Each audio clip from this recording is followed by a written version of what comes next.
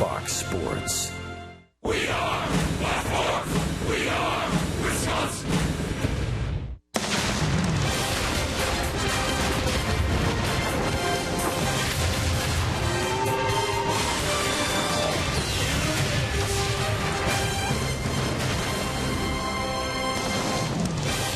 Monday night, West Coast baseball. We welcome you from beautiful San Diego, Petco Park. And it's game night tonight in San Diego. The Brewers and the Padres start a three-game series. Eric Stoltz on the mound for the Padres. He's been very good lately. See that ERA at 1.46. He'll match up against Kyle Loesch, returning to the rotation. He rolled his ankle, missed a start. He's back tonight in San Diego. Hi, everybody. We welcome you from Petco Park. Great to have you with us tonight alongside Bill Schroeder. I'm Brian Anderson. Telly Hughes, our reporter here this evening. And the Brewers get a big piece back in their starting rotation with Kyle Loesch. And I think everybody's wondering how effective Kyle Loesch will be here tonight. What say you? Well, I think he's going to be just fine. He had a side session a couple of days ago that went extremely well. Now it's going to be 12 days between start for Kyle Loesch. And that ordinarily is going to affect a controlled pitcher, a command pitcher, a little bit more than a power pitcher. You know, he hurt his ankle initially in St. Louis, but he came right back and pitched a very good game against the L.A. Dodgers. It looked as though he was going to be out of the woods, but then on this swing right here, re-injured the Yankees. See him hobbling off. He was not able to continue and had to miss his start. So because of the off days, did not have to go on the disabled list. That's good news. And you would figure that Kyle Loesch is going to be at full strength here today. Really no requirements, or I should say no restrictions on him tonight. We'll see how he does. And he figures if he does stay healthy, he'll have about 7 starts to the end of the regular season. Loesch has a big number in mind, trying to get to 32, 33 starts. He wants to get to that 200-inning mark as well. That may be a long shot, but Loesch is going to be a big part of the rotation on the way in, has that championship pedigree. Telly Hughes will talk to the manager, Ron Renicky, about expectations for Loesch when we come back.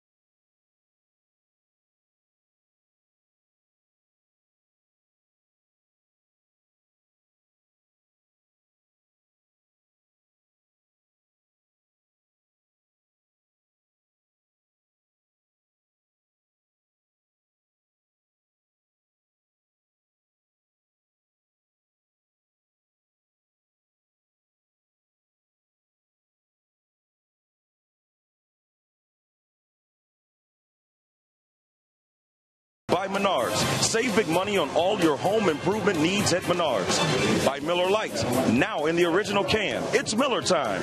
By Toyota, let's go places. And by Southwest Airlines. Find our fares online only at southwest.com.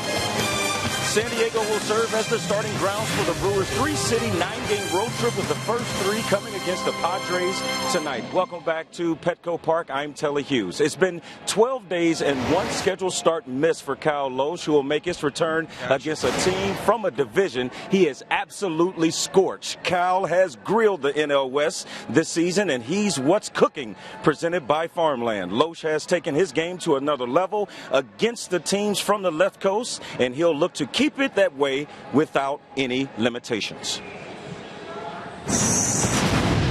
I don't really see any restrictions. We'll just see how he does.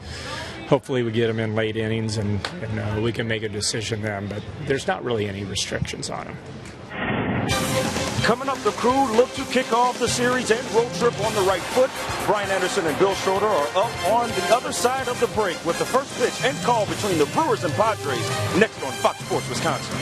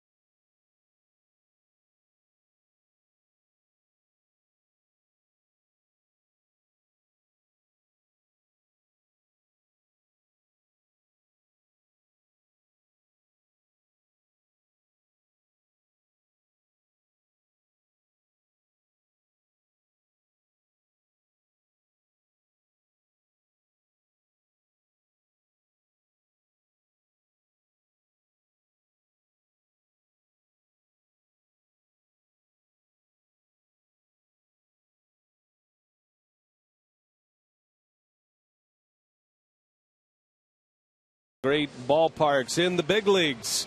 73 degrees here tonight. And game 1 of this 3-game series, the St. Louis Cardinals right behind the Brewers. And you see they are a game back right now. St. Louis won tonight. They had a comeback victory on the road in Pittsburgh and a 3-2 win. John Lackey got the win. Trevor Rosenthal with his 39th save. He joins Frankie Rodriguez atop the National League saves leaderboard. That kicks the Pirates down to 5.5 back. Brewers trying to pick up a win tonight and maintain their 1.5 game lead over the second place Cardinals. Ron Renicke's club has been in first place since April 5th. And they are hoping to continue that after this long road trip. It starts in San Diego tonight. San Diego, San Francisco, and then Chicago. It'll be a 9-game road trip over 10 days. Good to have Kyle Loesch back on the mound tonight. Here's the rest of Renicke's Associated Bank lineup. Carlos Gomez will lead off in center. Lucroy plays first base tonight and bats second. Ryan Braun hitting third. Middle of the order is Aramis Ramirez, Chris Davis, and Ricky Weeks. Martin Maldonado will do the catching here tonight. Gene Segura back in the starting lineup, first time in 2 days, and Kyle Loesch is on the mound. Well, Telly Hughes, our reporter tonight, and has some news on Segura, who returns to the starting lineup, Telly, for the first time since Friday. That's right. After missing 2 starts, B.A., Gene is back in the mix, and Ron Renick even said he's interested to see how he responds. He said during that time he was able to talk to Gene, make sure he still stays mentally tough, and make sure that he understands what he expects of him when he's back in the lineup. So it will be interesting to see how Gene responds here tonight. Well, Segura looking forward to getting back in there and a couple of days off, a mental break on Sunday. Yesterday, the Brewers coming off a win against the Pirates, and now trying to keep it going here against Eric Stoltz and the Padres. What do you have on this left-hander, Rock? Yeah, 4th different organization for Eric Stoltz, a soft-throwing left-hander, kind of a crafty lefty, if you will. 26th appearance and start for Stoltz. A 6-13 record, the ERA at about 4.5, but don't be fooled, he's been throwing the baseball pretty well. Month of August has been very good for him. He's won his last 3 decisions, and in 4 starts in August has only allowed 4 runs, and that covers 24 2/3 innings for Eric Stoltz. Well, let's check out our Menards Padres defense for tonight. You got Smith, Maben, and Venable in the outfield. Nelson, Amarista, Solarte, and Gobert from 3rd to 1st, and Yasmani Grandal, the young catcher behind home plate. He hangs aside for left-hander Stoltz tonight. There's the umpiring crew. Paul Schreiber will call the balls and strikes. Mark Rippinger, Alfonso Marquez, and Ted Barrett on the bases. First pitch is a swing, according to Alfonso Marquez, and that's how we start tonight. Gomez down 0-1. Gomez, Lucroy, and Braun. Stylish, crafty left-hander Eric Stoltz. Yeah, he'll throw just about anything at any time. I mean, any count. He'll throw the curveball, slider.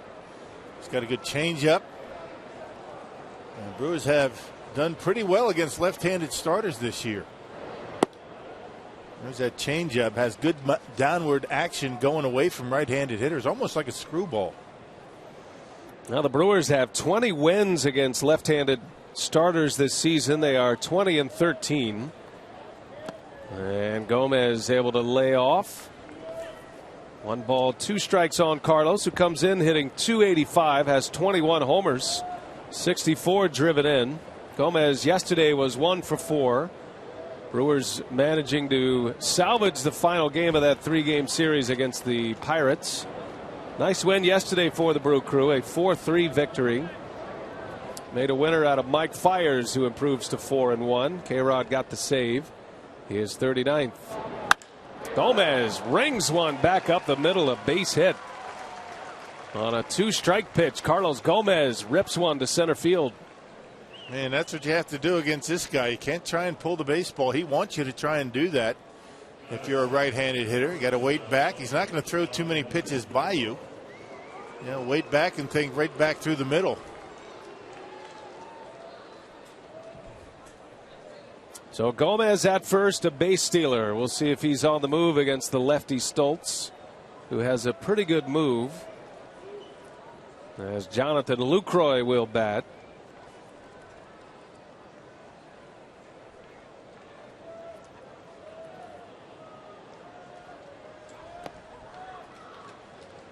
They had Gomez running right back to first base. Gives you an idea of the good move that Stoltz has. As soon as Stoltz picked up that front leg, Gomez was on his way back to first base. Carlos has 27 stolen bases this year. He's in the top 5 in the league in that category. Lucroy's a perfect complement behind Gomez when he's at first, and Stoltz checks on him this time. Pretty light schedule in the big leagues tonight.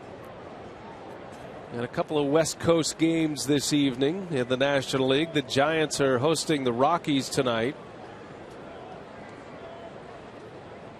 In the American League, the Angels hosting the Marlins, and the Mariners and the Rangers. There he goes, and Gomez will make it. So Grandal Trying to find the handle on the baseball. Not sure he would have had a chance at him anyway. Gomez got a great jump. He steals second base, and the Brewers in business right away. I think he just went on first move. Sometimes when you have a guy out there, a left-hander that has a good move, you just take off. And it takes two good throws to get a guy like Gomez at second base. Number 28 for Gomez. That gives Lucroy a chance at an RBI.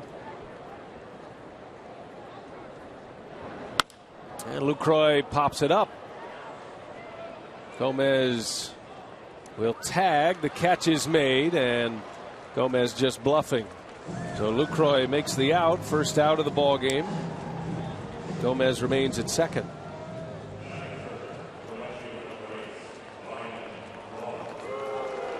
One gone for Ryan Braun.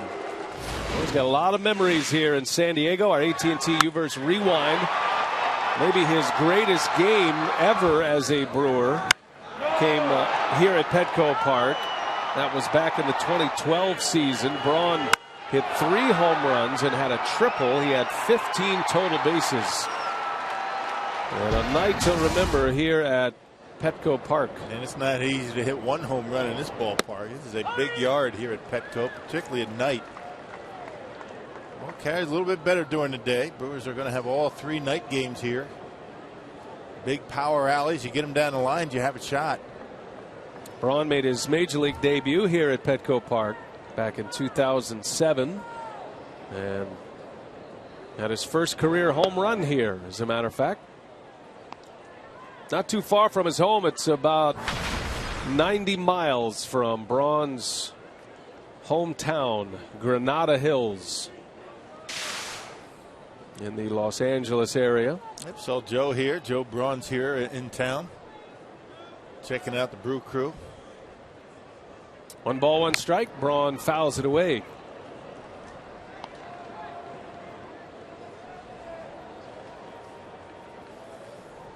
Now Ryan had a homer on the homestand.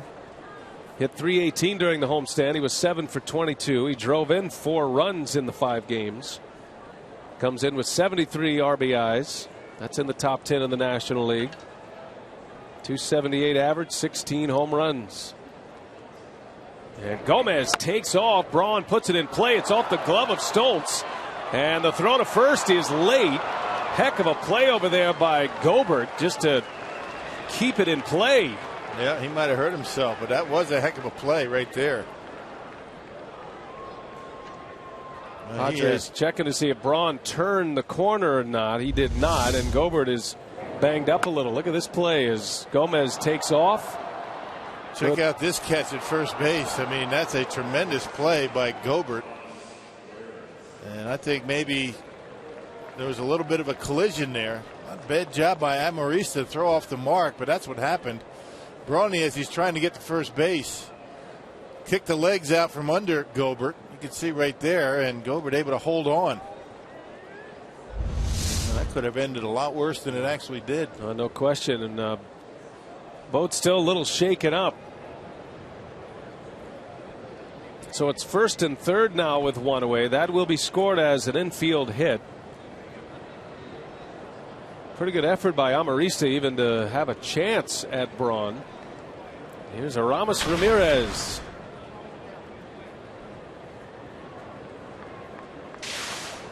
Ramirez is having a great month of August, swinging a red hot bat. His overall batting average is at .303. Aramis had 3 hits yesterday, was 3 out of 4, had an RBI, had a couple of hits to right field. And that's the thing. I mean, he's doing things right now that you don't really expect out of Ramirez, and that's base hits, ground balls into right field. Well, you know he's seeing the ball well and very confident waiting back right now. You saw Ramirez leading the big leagues in batting average in the month of August. Well, he cuts and misses. Big swing by Ramirez. 1 ball, 1 strike. First start of his career, Stoltz, against the Milwaukee Brewers. Brewers didn't see him first time around. The Brewers took 2 out of 3 from the Padres in April at Miller Park. And Aramis bangs one into left field. A base hit. Gomez is in. Braun to second. And Aramis Ramirez stays hot. Another RBI hit. This time in the first inning to give the Brewers a 1-0 lead. Yep, waiting back nicely. So 4 consecutive games the Brewers have been able to work on top. There's that curveball that Stoltz leaves up and in. Not a very good pitch, and Ramirez able to wait back and knock it into left field. So a good start to this road trip for the crew. 3 hits in the inning. Ramirez with RBI number 59. And that'll bring up Chris Davis. Sitting on 20 home runs, 64 driven in.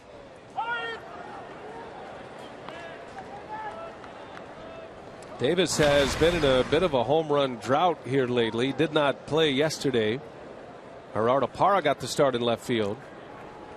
Chris has not homered since the 14th of August.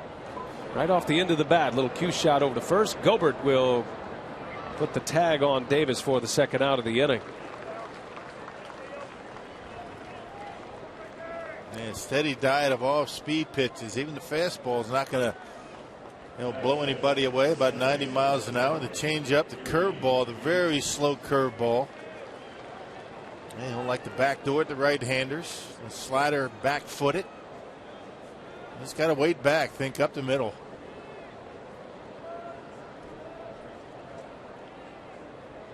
So 2 gone. Second and third now for Ricky Weeks. Now the Brewers stick to that platoon at second base. Left-handed starter on the mound. Weeks gets the call.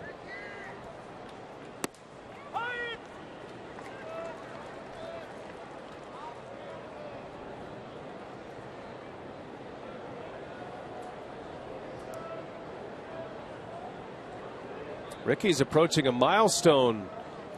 He is 6 hits away from 1,000 in his major league career. Bouncing ball, third base, coming up Nelson, and he'll make the play to end the inning. So the Brewers get 3 hits, they score, and take the early lead tonight. Ramirez with an RBI single, and we're underway in San Diego. Padres coming up against Kyle Lohse.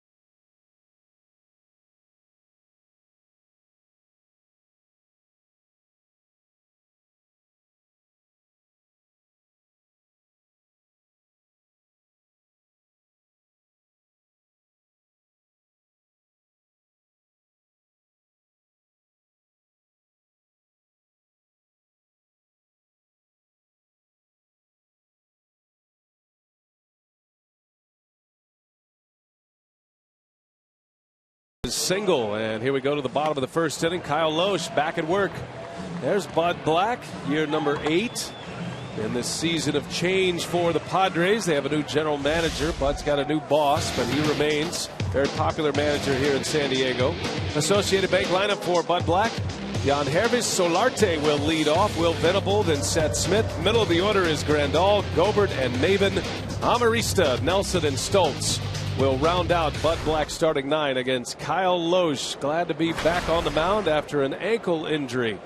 Had him miss his last start. Yeah, he hasn't made a start since August 13th. That's 12 days between starts. He made a start against the Cubs at Wrigley. And Kyle trying to break a personal 3-game losing streak. He's lost his last 3 decisions, making start number 13 career against the Padres.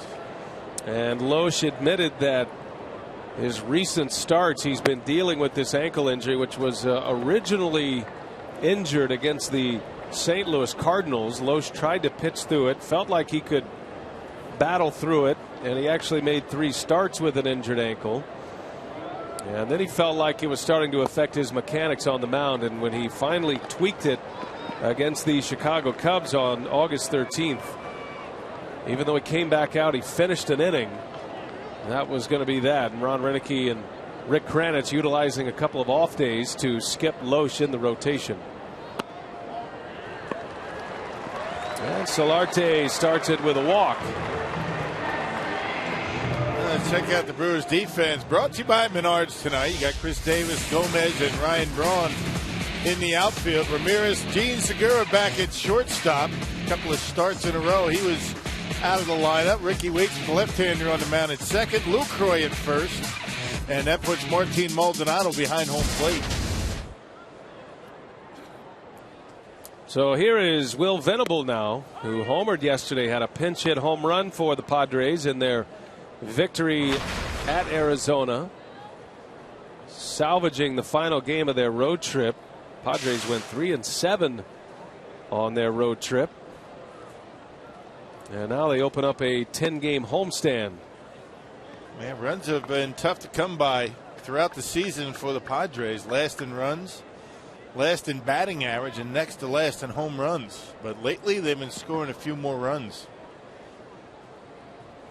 They've had a lot of turnover this season. The Padres have. They've got a regime change at the top with new general manager A.J. Preller coming to San Diego from the Texas Rangers. He's in place and starting to add to his staff and evaluate his players. Padres made a number of trades prior to hiring their general manager. Kristen Orfia is now in Seattle. Nick Hundley's with the Orioles. There's a broken bat by Venable. Lucroy goes to second and gets the out there. Nice job by Luke. A little bit of a double clutch to make sure he had the grip on it. Got the lead runner. He's starting to feel a little bit more comfortable over there at first base. They put him over there to keep his bat in the lineup. Essentially a day off for a catcher. Anytime you can get 4 at bats and not be behind home plate, you feel energized the next day. And Lucroy not only starting to get comfortable at first base, he's not ready to give up his catching position, but he's said he's actually kind of enjoying first base on occasion, primarily because of the opportunity to not take foul balls all day long and not have to block pitches, easier on the knees. Just play upright for one day. And he's doing a good job over there. Hasn't committed an error yet. One gone for Seth Smith. Yeah, so Rock, they trade away a lot of pieces this season. Chase Headley to the Yankees along with Hundley to the Orioles. Houston Street, their closer's now an Angel. And they have tried to bring in a lot of prospects, young players. A bunch of rookies on the roster. They got 3 of their big bats out of the lineup. They're on a disabled list. Carlos Quentin, Yonder Alonso, Everett Cabrera. Jerko was on the disabled list. They're still hanging in there, though. I mean, really, they're 9 games under 500. I mean, not terrible. We got a pretty good pitching staff, particularly their starting rotation. Yeah, Bud Black was saying before the last road trip started that with a successful road trip, with the Giants struggling as they were, they had a chance to maybe work into the picture in the wild card race, at least the second wild card race. But after a 3-7 road trip, it feels like the Padres are looking ahead to next season. They made all these trades looking ahead to next season, and then they actually played pretty good baseball, which happens sometimes. And I think that's what scares you the most about a Padres club at this point. We're not at September yet with the expanded rosters, but these are a lot of guys trying to prove themselves at the major league level, and you know they're going to play hard. They've gotten Andrew Kashner back recently. The Brewers won't see him this week. There's a swing and a miss. Smith way out in front. 2-2 the count goes. And a little off-speed pitch. We talked about it, on the open. The fact that 12 days, 13 days between starts. It's always a little bit more difficult for a control pitcher to be able to, feel comfortable and have good command of all of his pitches than it would be for a power pitcher. It'd take Loesch a few innings to get going.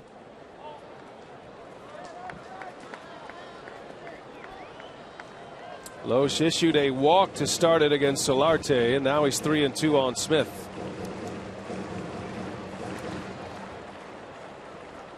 Longtime Colorado Rockies Seth Smith. Spent a little time in Oakland as well.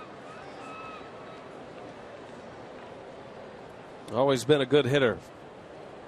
There goes the runner, Venable, and the pitch is down and in. Ball 4. Second walk issued by Loesch. And the Padres come right back, put 2 on with 1 away. And a meeting at the mound with Loesch and Maldonado. And just trying to work out the bugs. We talked about that. We just got done saying that command might be an issue, and it certainly is in the first inning. No surprise. A few days ago, Loesch had a side session that went very well. Said he felt good. His stuff was good. Rick Kranitz very pleased. And that's why he's out there tonight. First and second, 1 out. Here is Yasmani Grandal. Back behind the plate tonight. He played first base yesterday. And Loesch starts him with a hook. And Grandal hit a bomb yesterday in Arizona. 11 home runs, 32 RBIs. Not much of a batting average for the switch hitting catcher. And the guy hitting cleanup in this lineup, hitting just .204.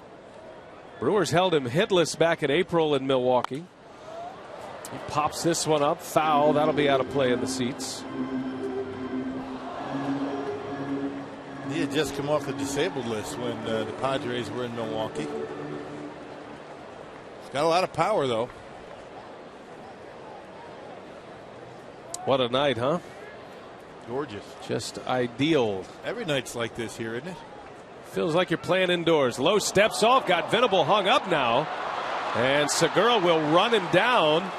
Not only that, but he will keep Smith at first base. So a base running blunder by the Padres. That's a good job by Loesch. He steps off. He doesn't panic.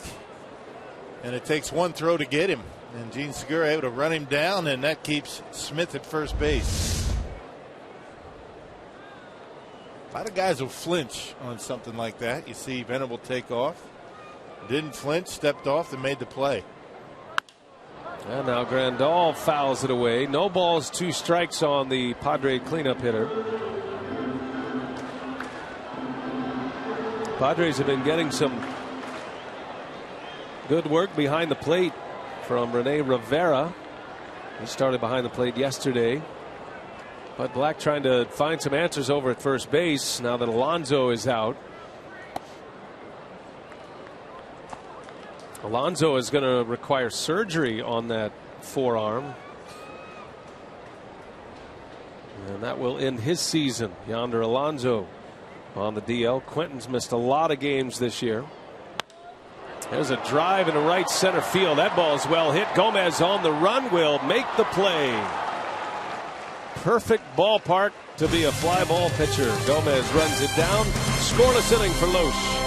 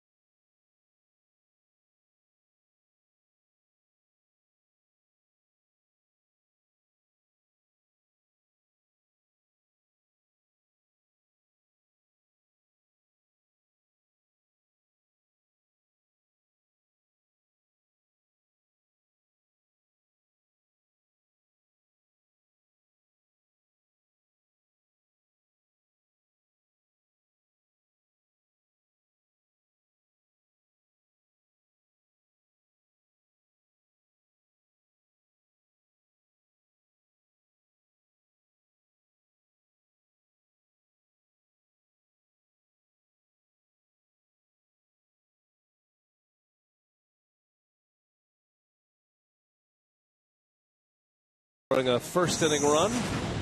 Around the league, how about this? Our Southwest Airlines non-stoppable play. Did you see this, Rock? A triple play. Yasiel Puig trying to score on a routine double play. And it's the second time this season that Puig has been involved in a triple play for the Dodgers. You rarely see that in a season, and to have it happen twice in the same year. How about that? Yeah, amazing. Pitcher's best friend. That's the third triple play in the National League this year. There's 2 in the American League. Martin Maldonado leads off for the Brew Crew here in the second inning. Dodgers are off tonight. We're keeping an eye on the Dodgers as well. If the season ended right now, the Brewers would play the Dodgers in the National League Division Series.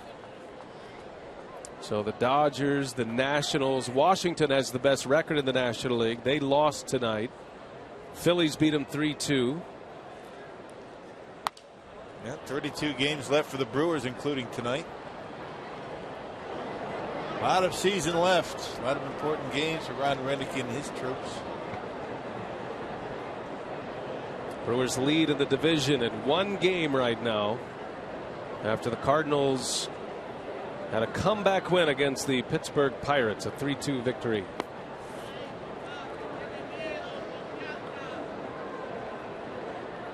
Now Maldonado getting to start with the left-handed pitcher on the mound.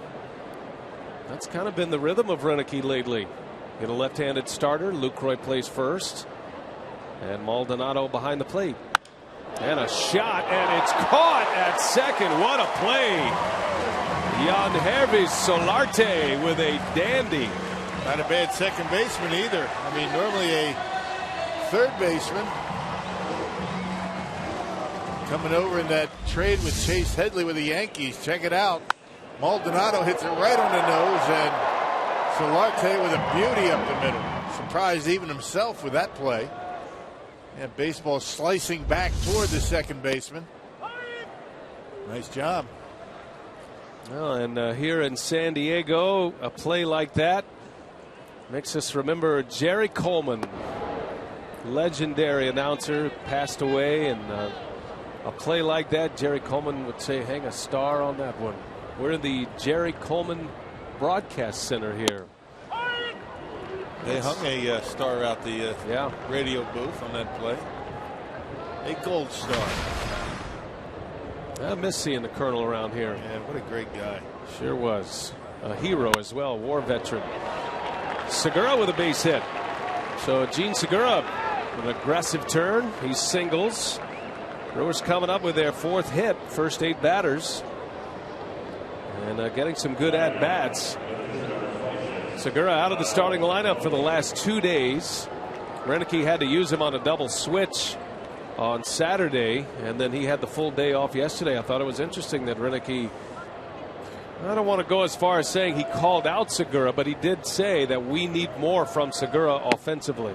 And Gene knows that himself. A disappointing season offensively, and it started to get into his defense on the last homestand.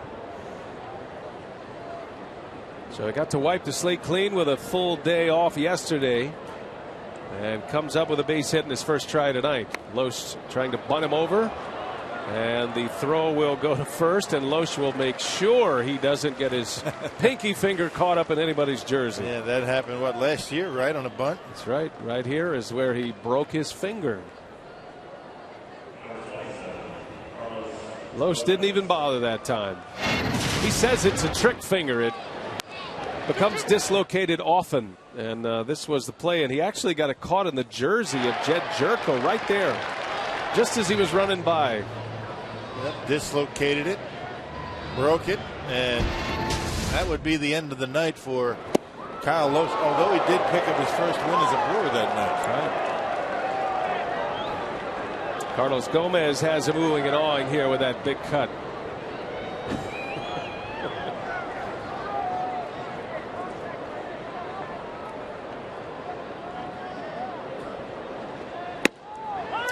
Fastball in there for a strike. I beg your pardon. Off-speed pitch in there for a strike. Yeah, not sure what it is sometimes. A little slider, maybe take a little bit off. I mean, that's the way he pitches. He'll make stuff up out there. That's Segura at second. Gomez into right center. Coming in is Venable, and he's got it for the out, and a scoreless inning for Stoltz. To the bottom of the second, San Diego coming up.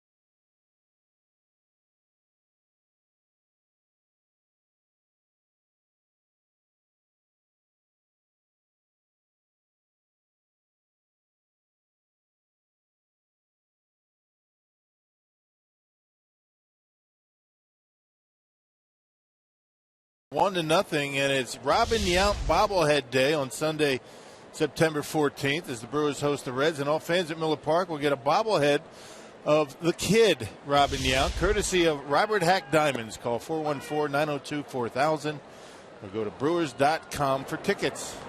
I saw the kid was making his way around San Diego today. He was seeing all the hot spots, at least the bobblehead was. Lead man up for the Padres is Gobert. Skies one out to Ricky Weeks. Just inside fair territory, and out number one for Loesch. As social media? As a social media reference. Right.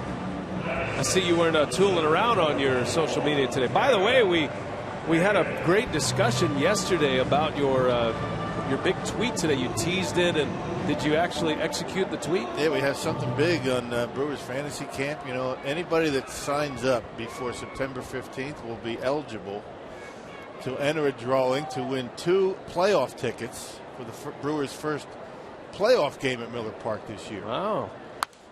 Slightly presumptuous, but I like the idea, getting ahead of the game. I'm a glass half full guy. I mean, you kidding me? So Fantasy Camp will be January 18th through the 25th in Phoenix. And you can go to brewers.com/fantasycamp for all of that information that you probably didn't have a chance to read.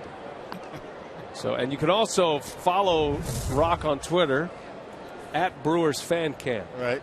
414-321-8605. We're filling up. It's just something that we came up with. And if, and this is a huge if, the Brewers don't make it into the postseason. I can't imagine that happening, but we'll figure something else out. Okay. Cameron Maben fouls it away. So you tease this tweet. You had this big tweet, your one tweet of the month. You were disappointed. And then you tweeted, weren't you? You tweeted a commercial, basically, and my recommendation was that you put hashtag drink more Ovaltine on there. The Christmas story. That was kind of your reaction to it, too, like Ralphie. I was like Ralphie. As Maben slaps one back up the middle, a base hit. So the Padres with their first hit. Loesch has walked a couple. Back in the stretch he goes with a man on. It's all about promotion, partner. You know how this world works. You know, those of us and folks out there that are into maybe thinking about signing up for fan, that's a big deal. Chance to get a couple of playoff tickets. Yeah. In the fantasy camp circle. I've been in that circle. It's a beautiful circle. It is. You're venturing out of that circle quickly. I'm being voted off the island of the fantasy camp island. Off Fantasy Island. It never can be. Fantasy Camp Island. Yeah, once you're in, you're always in. Well, we'll look forward to your September tweet.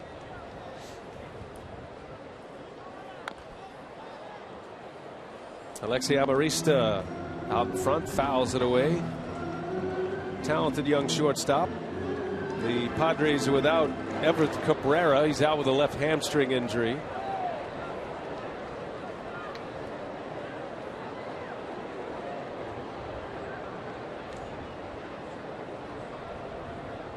Maben at first. And Amarista takes a ball. Brewers scored in the first inning, an RBI single by Aramis Ramirez. Brew Crew stranded a couple in that first. A run on 3 hits. Left a man at second last inning. Los checks on Maben. Aramis stays hot. He's been the hottest hitter in the game in August. That's a good sign. He typically has big second halves of seasons throughout his 17-year big league career. And he's putting together a good number here in August. And he's been able to stay on the field. I mean, after that hamstring injury that put him on the disabled list for 3 weeks, he has been able to stay in the lineup just about every day. Ron Renick gives him a day off from time to time, but hadn't need too many. Like guys like that, you just need to play, and they're going to put up their numbers. He's done it his entire career. All-star starter at third base this year, voted in by the fans. And when you go on the road and you play this many road games in a row, the Brewers have a 3-city trip. That's when you need your veterans. Maben takes off. Amarista down the left field line. That's a fair ball. Takes a wicked bounce, and Maben is in to score. Amarista, who can fly, is on his way to third with a triple. RBI triple, and the Padres have tied it. Yeah, Los got a fastball up out over the plate, and Amarista doing a good job just going right with it. Kept that ball fair down the left field line by maybe a foot, maybe 2 feet. And let it get to him and just slapped it down the line. Barely fair, and Padres got a break. That ball didn't bounce out of play, and because it didn't, Maben able to score. And Maben was on the run with the pitch. So it's an RBI triple, all even at 1. The Brewers are going to bring their infield in with Chris Nelson at the plate.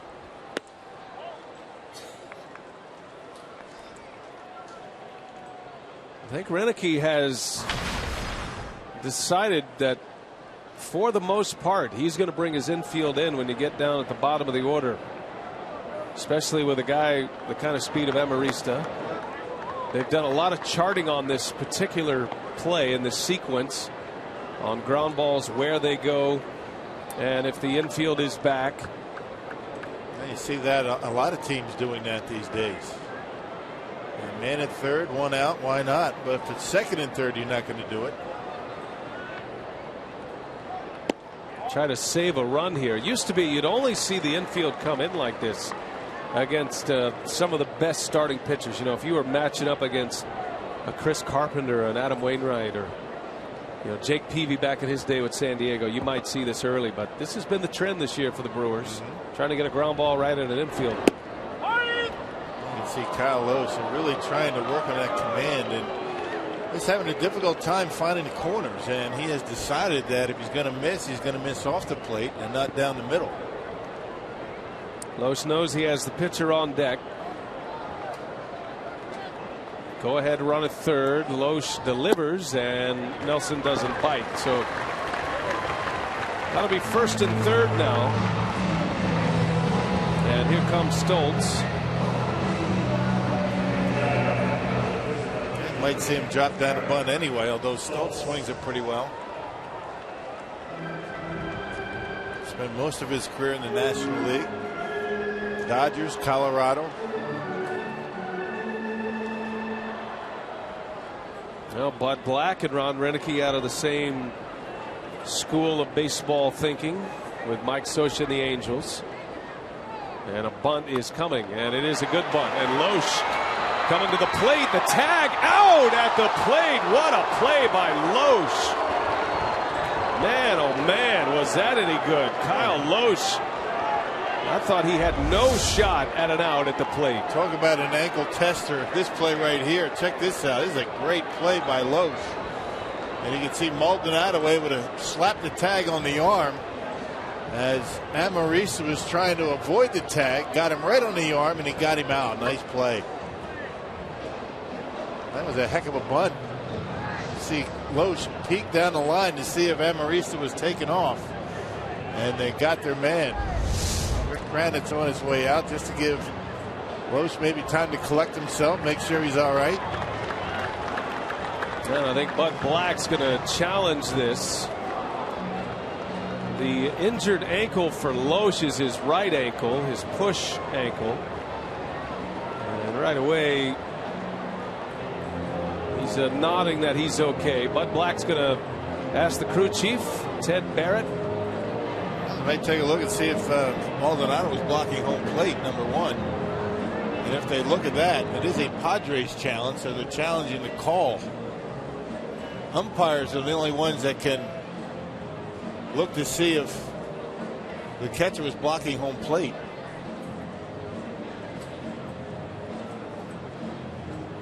So actually, we've been told now, this is a correction on the graphic we just had, but this is a crew chief review, okay, which tells us that they are looking at the blocking of the plate. I would add one thing here with the play at the plate. The bat was right in front of home plate. Check out where the bat is laying. Right there. See, Maldonado is not blocking off home plate. He's in perfect position. He did not have his foot in front of home plate, so I can't imagine why they would say that he was blocking home plate. Now, one thing to keep in mind, again, to add on to what you're talking about, if you're looking at whether the catcher is blocking off home plate, automatically they're going to look at the play and the tag at home plate. That's a given. So this is a free challenge for Bud Black. And it won't count against Bud Black, win or loss here, so he'll still have a challenge regardless of what happens here. Yeah, this is what we learned earlier in the season, that the umpires, once they go to an umpire review, they can look at everything. Now the headsets are coming off. Ted Barrett.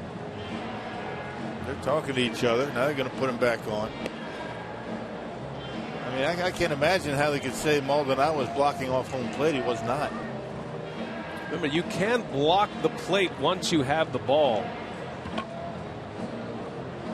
But this rule has gone back and forth. This is one of the rules that has caused a lot of discussion, and one that might be looked at a little closer this offseason, how to tweak it. I think, I don't know where you stand on it, Rock. We've talked about it before, but to me, this is not something that should be even reviewable. This is not a.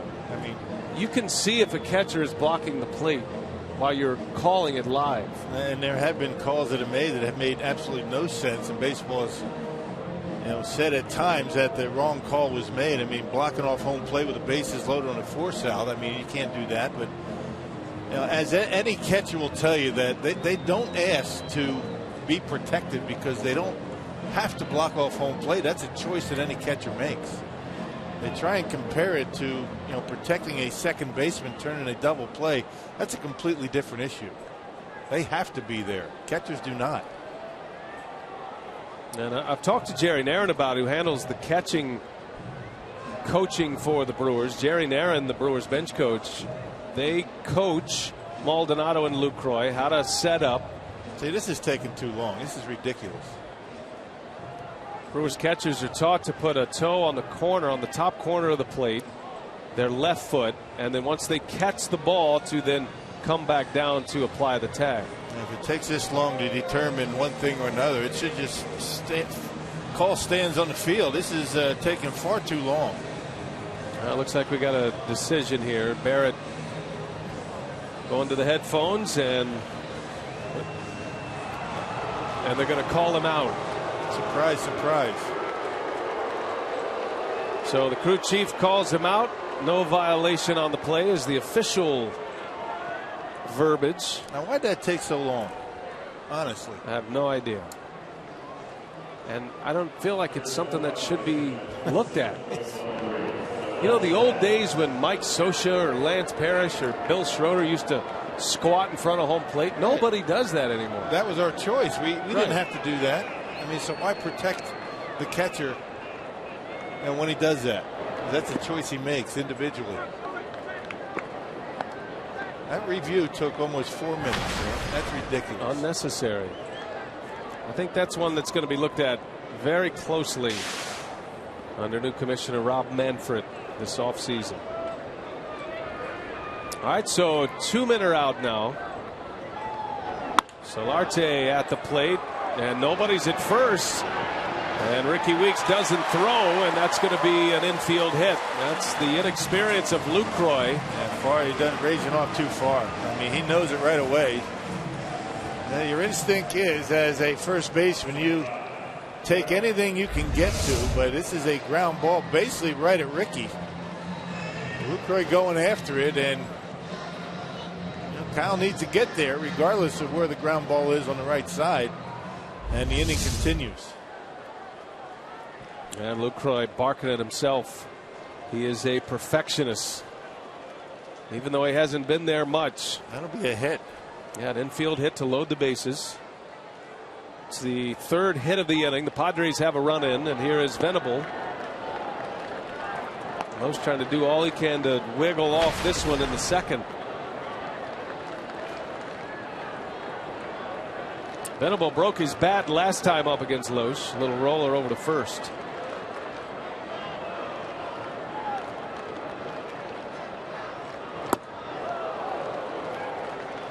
That's where you have to pitch this guy, up in the zone. He is a very good low ball hitter. He always has been.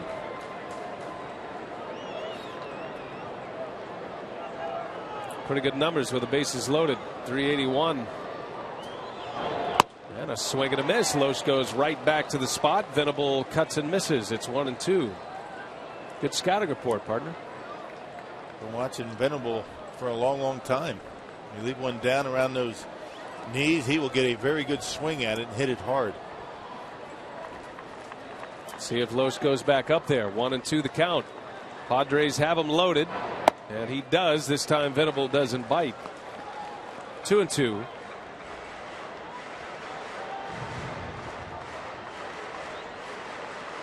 Venable is a legacy. His father Max was a big leaguer. How'd you pitch Max? You remember? He could hit. He was a left-handed hitter, not a big guy. He was a teammate of mine with the Angels. 2-2.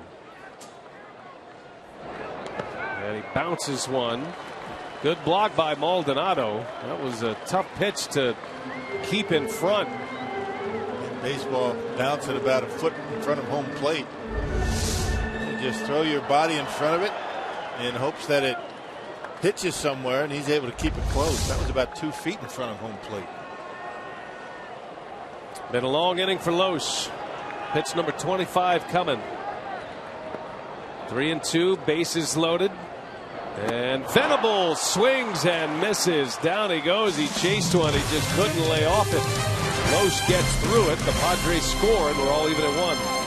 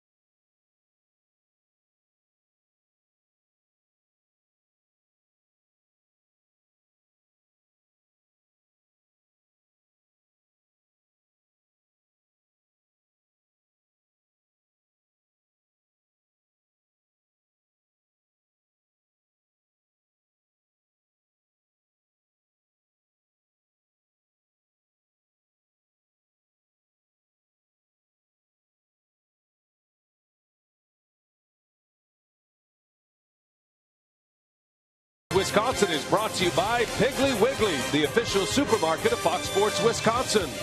And by Marshfield Clinic. Don't just live, shine. West Coast baseball, thanks for staying up late with us tonight. All tied at 1. A grinder of a bottom of the second. Low strands, the bases loaded. Our Carsoup.com trivia question tonight: who are the 3 batters in MLB history to win at least 8 league batting titles? 3 batters in the history of the game winning at least 8. Lucroy bounces to short. Amarista will make the play. 1 pitch and 1 out for Eric Stoltz. Now to bring up Ryan Braun.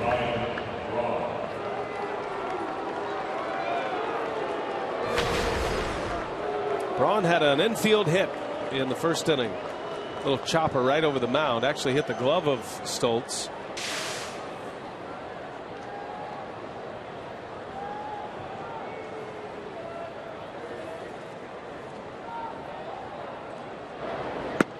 I was looking at Eric Stoltz's last start against the Dodgers and talking about his repertoire of pitches. He has the fastball, the slider. He throws an excellent changeup, but he did not throw a changeup against the Dodgers until the 34th pitch of the game. So the first 33 pitches exclusively fastballs and sliders, and then he started to use the changeup a lot. That ball is hit deep into left center field. And that is up and gone. A home run for Braun. Yeah, he likes it here, doesn't he? Something about Petco Park. 17th home run of the year for Ryan Braun. Well, he got a slow curveball. He provided all the power on that home run. That big lazy curveball that stayed up, similar to the pitch that he threw to Ramirez. Leaves it up in the strike zone, and Ryan Braun does it all by himself. Look at that. That pitch coming in at about 80 miles an hour, and Ryan Braun taking it to the deepest part of this ballpark out in left center. 2-1. Brewers back on top. Braun 2 for 2. 17 homers, 74 runs batted in now for Ryan. I mean, if I'm the Padres, I'm trading the entire organization to get Ryan Braun to play in San Diego. he kills this ballpark. Yeah, he likes it here. Good background. Good hitter's background. It's not a bad place to play if you think about it. The weather couldn't be any better. Aramis Ramirez swings and skies one to center. Maven right there in his tracks for out number 2. Well, for whatever reason, Braun has enough to hit plenty of home runs here at Petco. You know, this is a ballpark, as you see the Powerball home run count at 17. This is a ballpark that has mentally beat down many of power hitters. And some of the best. Ryan Klesko, Phil Nevin, guys like that used to play here. They moved the fences in just a bit, but not a lot. You got the heavy air right by the ocean. Ball doesn't travel all that well. Does during the day a little bit. This is a good ballpark to pitch in. Brewers have 3 night games this week. So Ryan Braun has played 45 games at Petco, this being number 45. He's hit 11 homers.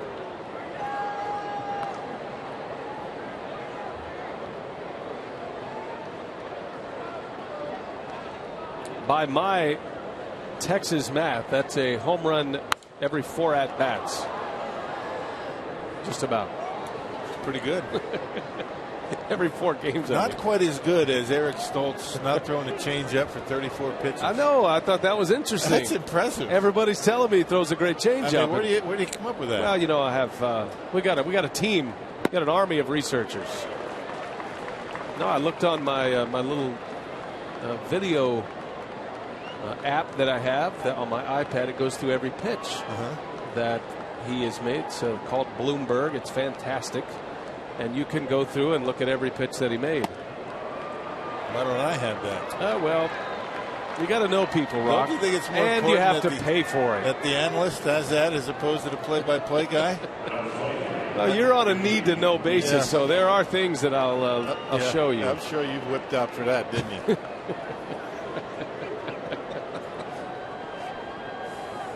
Okay.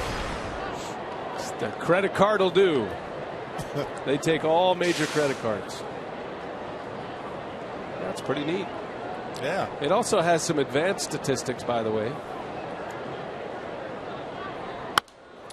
I was surprised to see that a guy who throws in the upper 80s throws 52% fastballs. This is this season, 52% fastballs.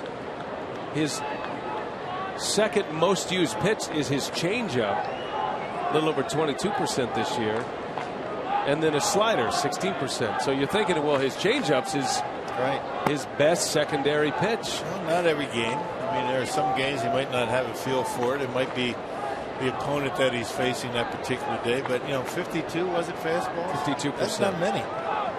That's not many fastballs at all. So whatever he's doing, it has put him on this list in the month of August. Third in ERA, and he's 3-0 this month.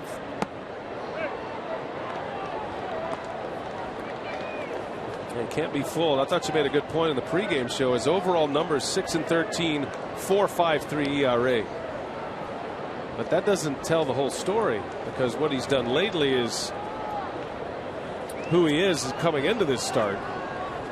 He's pitching with a lot more pace and tempo, the Padres say. And now Davis picked off, but there was a bad throw by Stoltz, and Davis is going to be at second with a steal. And that's the thing. I mean, you go in the first move, it's going to take two good throws to get you at second. And proof positive right there. First move, take off, bad throw here, and no chance to get him at second base. Gobert doesn't even bother. That'll be a stolen base. Well, now Weeks a chance to drive in a run.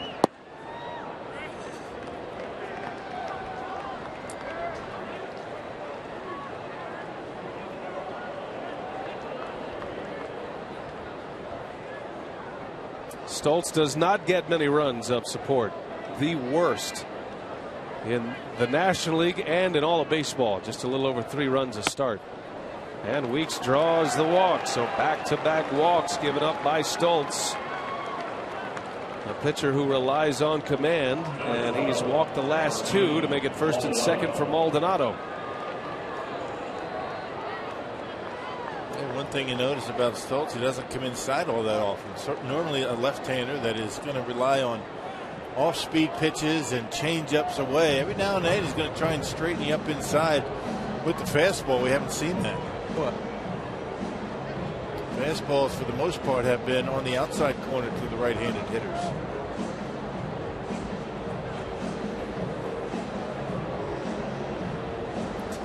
Darren Balsley, outstanding pitching coach of the Padres.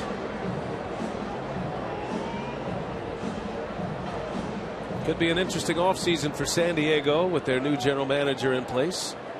Do they make changes with their coaching staff, their manager? Bud Black's had a nice run here. He's been to the postseason before.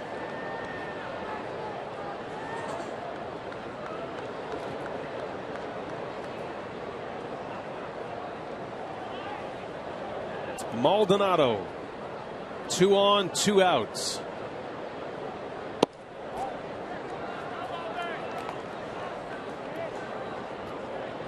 Martin hit the ball sharply his last time up. He lined out to second.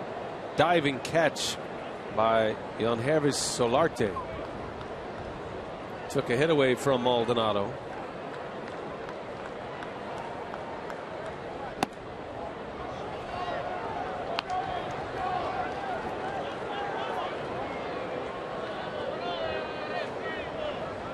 Well, back-to-back walks, and he starts the Brewer catcher with 2 balls.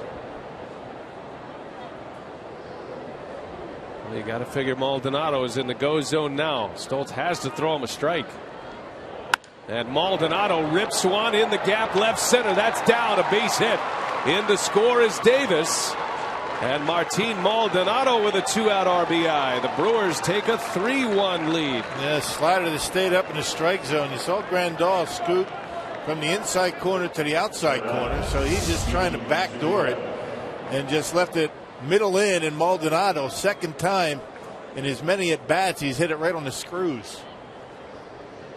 And drives in a big 2-out run for the Brewers. Now they have a 3-1 lead. Maldonado continues to swing the bat well when he gets his chances. Remember that 4 RBI game he had against David Price and the Rays. Here's Segura now. He takes strike 1 on a fastball. Stoltz has got to be kicking himself right now. He had a chance to get this inning over with, picking off Chris Davis. But a bad throw to first led to a stolen base. And now Segura in the left, playable for Smith to end the inning. Well, the Brewers get 2, and it was a Ryan Braun homer, his 11th of his career at Petco Park. 3-1 Crew as we head to the bottom of the third.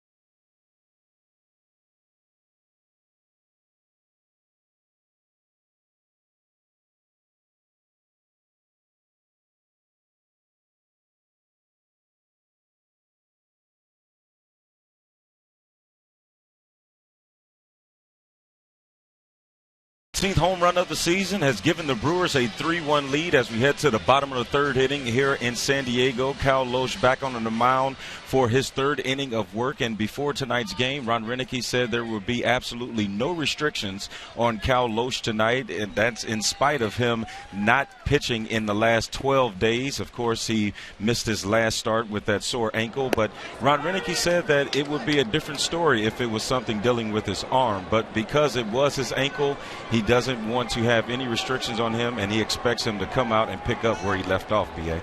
All right, Telly, thank you. And it is impressive how the athletic training staff of the Brewers can maintain arm strength. I've been talking to a couple of these guys, Dan Wright, head athletic trainer, about how they maintain arm strength.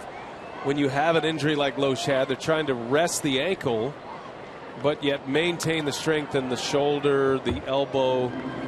So he keeps firing, and he can jump back into the rotation. They have all these exercises that they do, and these this equipment that they have.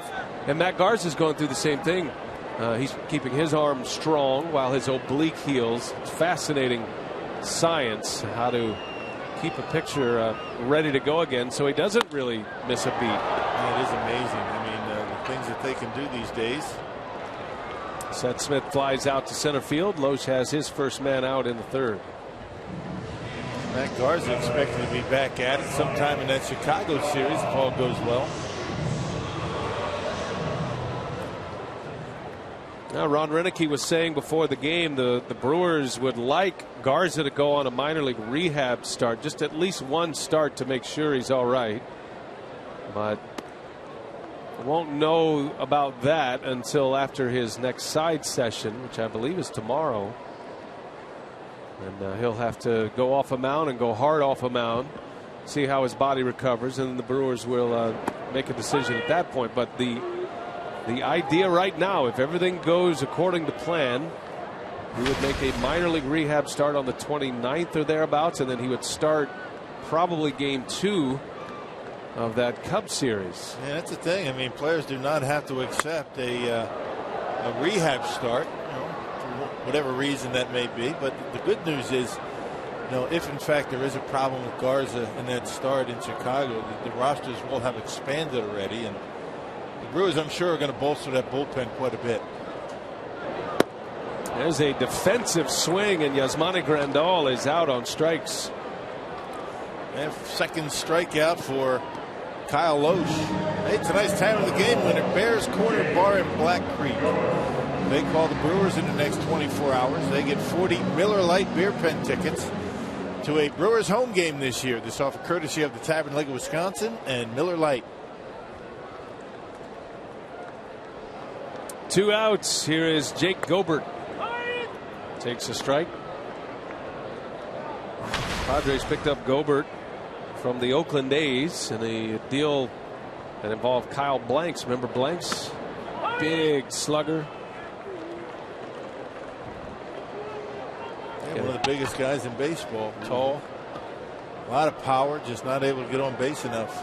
Padres had high hopes for Kyle Blanks when he first got called up.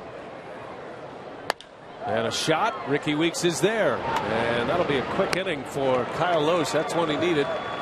11 pitch inning for Loesch. 1, 2, 3. The Padres go in order.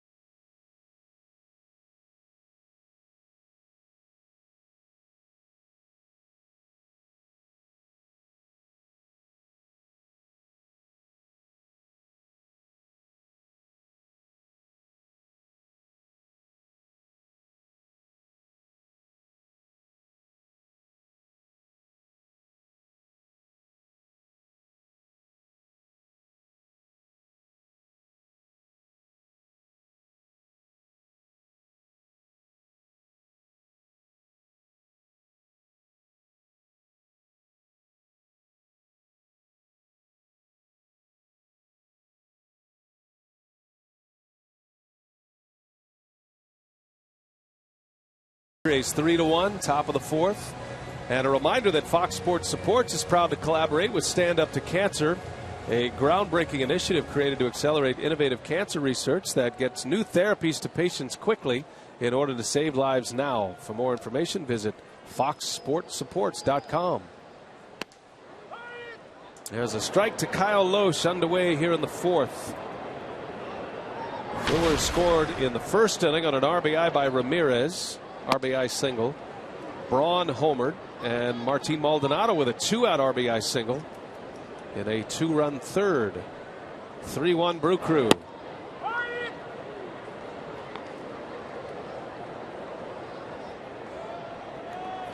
Loesch dropped down a sacrifice bunt his first time up.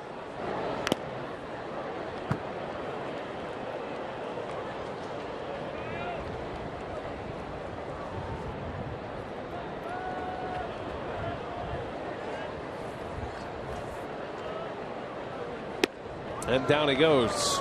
So Loesch strikes out. That is the first of the night for Stoltz. Hey, it's the Brewers and Cardinals Thursday, September 4th through Sunday the 7th in a 4-game series at Miller Park. To secure your tickets for this showdown of NL Central contenders, visit Brewers.com today. Big series back at Miller Park after this long road trip. There's a line drive just out of the reach of Solarte, and Carlos Gomez jumping on the first pitch. He has 2 hits tonight. Both of them have been bullets. Staying on the baseball well, not trying to pull it. That's that big curveball again, and Gomez able to get a good look at it, left it up in the strike zone. And Stoltz is having a difficult time putting that pitch down in the zone, leaving him up. And the Brewers are getting some pretty good swings.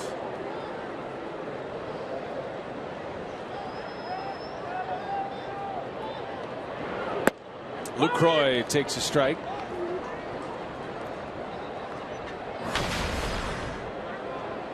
Lucroy is 0 for 2. He flew out to right in the first inning and then grounded out on the first pitch in the third. He's got Gomez at first. Gomez stole a base in the first inning. And a shot right side. Diving stop. Solarte to first in time for the out. Tell you what, this guy can play a little bit. He's getting his moment at second base, his playing time now in the absence of Jed Jerko, who's missing his 3rd game in his last 4. And Solarte, a third baseman by trade, looks like he's comfortable over there at second. Yeah, he's been busy. And Lucroy got that one off the end of the bat just enough, and because of that, Solarte able to get there. Didn't get it all, but Solarte making a nice play to get him at first base. Gomez does advance to second. And here is Ryan Braun. Homered his last time up. He's 2 for 2 against Stoltz.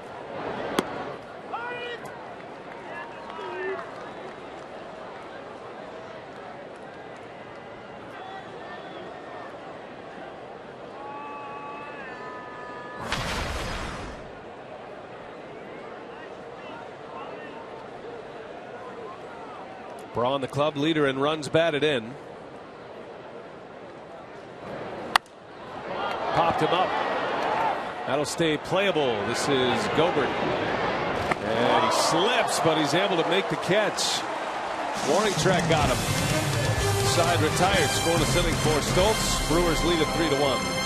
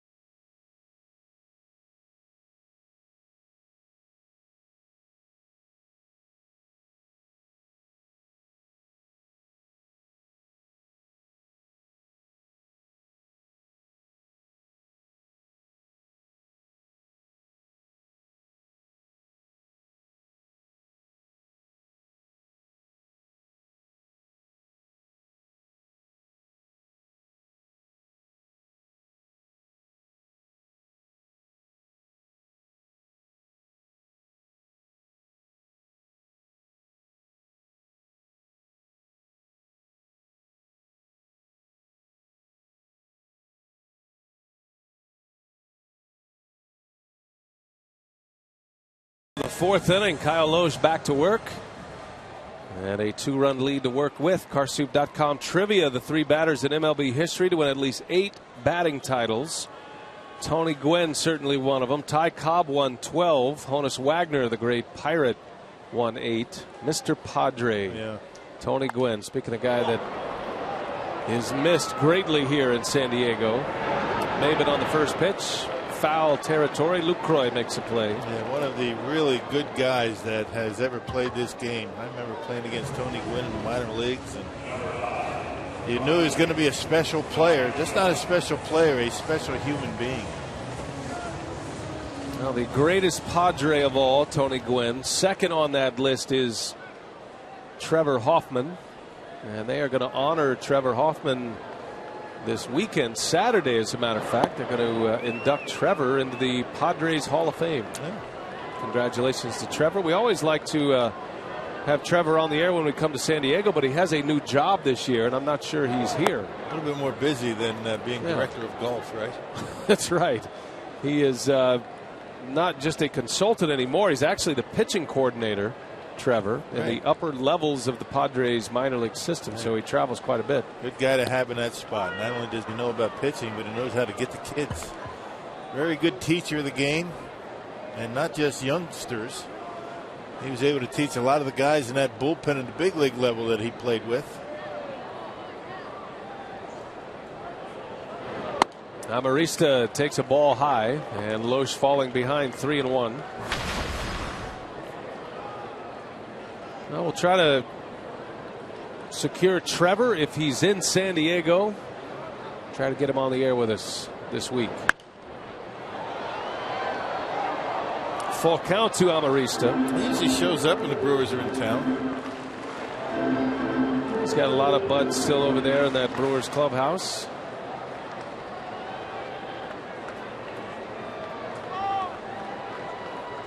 Three and two. And a bouncing ball right to Ricky Weeks.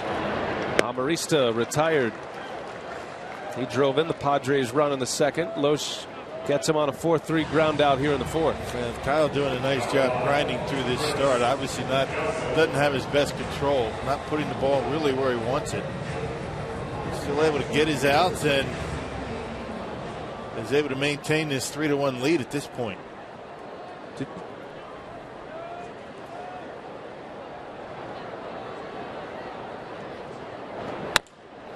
First ball swinging, bouncer to Weeks, nice play, throw to first, and not in time. Nelson beats it out. Close play. Ricky did a good job to get there, and then kind of hydroplaned on the grass out there. And Nelson hits this one pretty well. You see him, Ricky was shaded up the middle. And Ricky took him a little bit longer to get up and get that throw off. And that might go as a review. I think the Brewers are going to ask for a stall here, and let's see.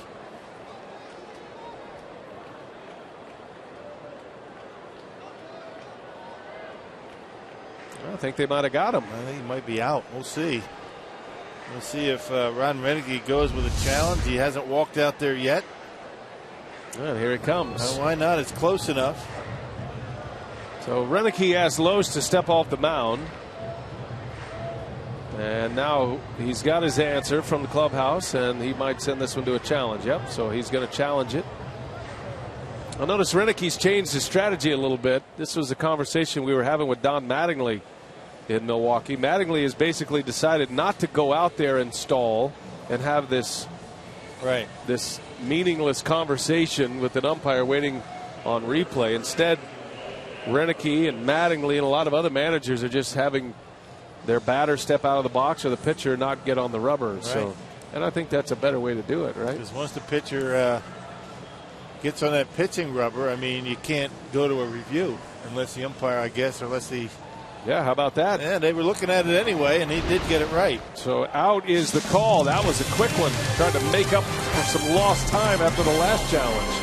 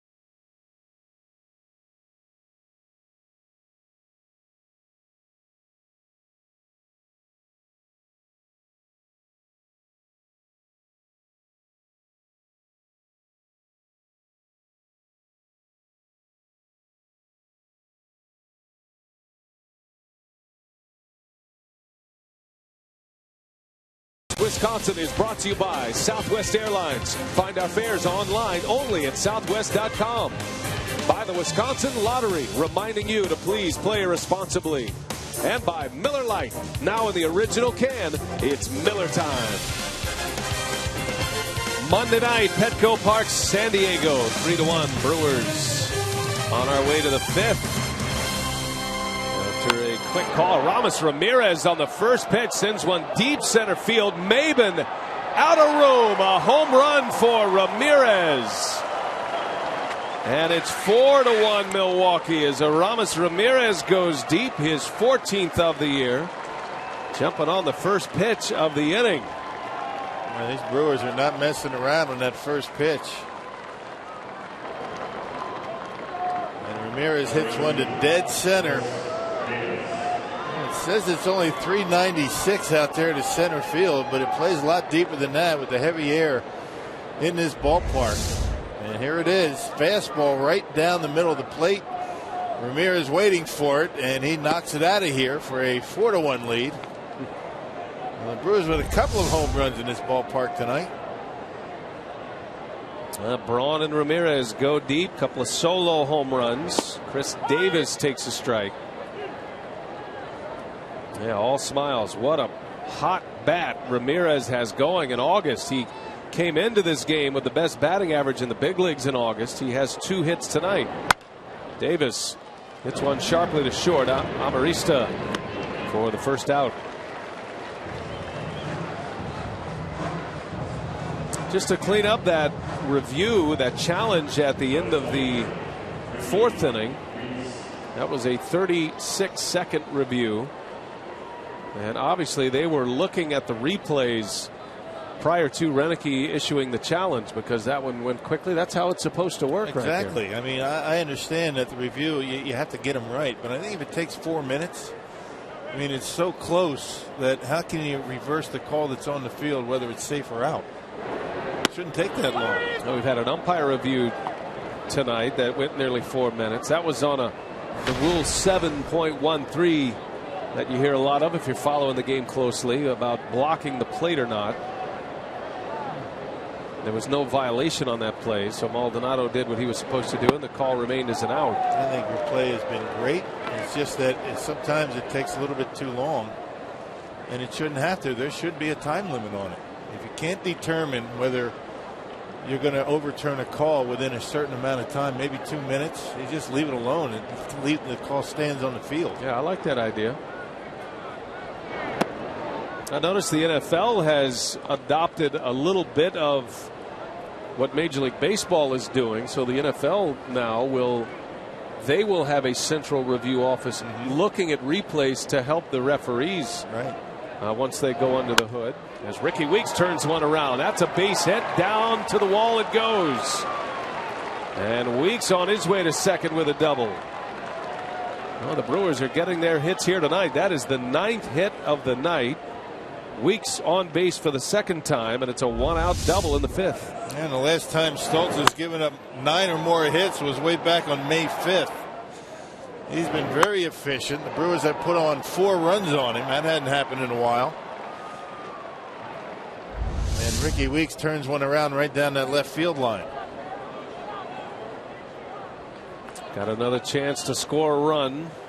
Padres get their bullpen active. And Maldonado pops it foul and out of play.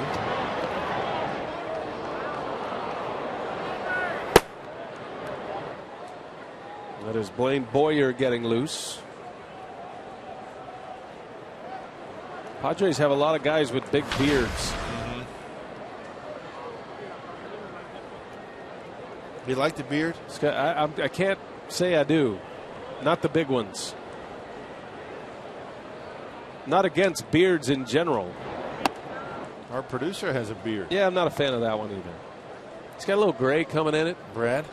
Yeah, Brad Weimer producing tonight. You don't like his? Touch of gray in the chin. I think it makes him look a little more distinguished. He's only about 25 years old, so it helps him out. It's not quite like that beard.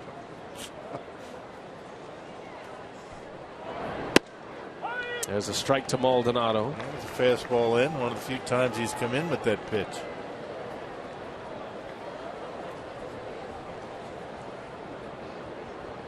I think Dale Thayer might have the best facial hair of any big leaguer going right now. He's in that Padres bullpen. What about Brian Wilson? Yeah, that seems a little contrived to me. I mean, Thayer is just kind of caveman-like. I think Brian Wilson spends a lot of time on his beard. You think? I do. I don't know that for a fact, but I think he probably does.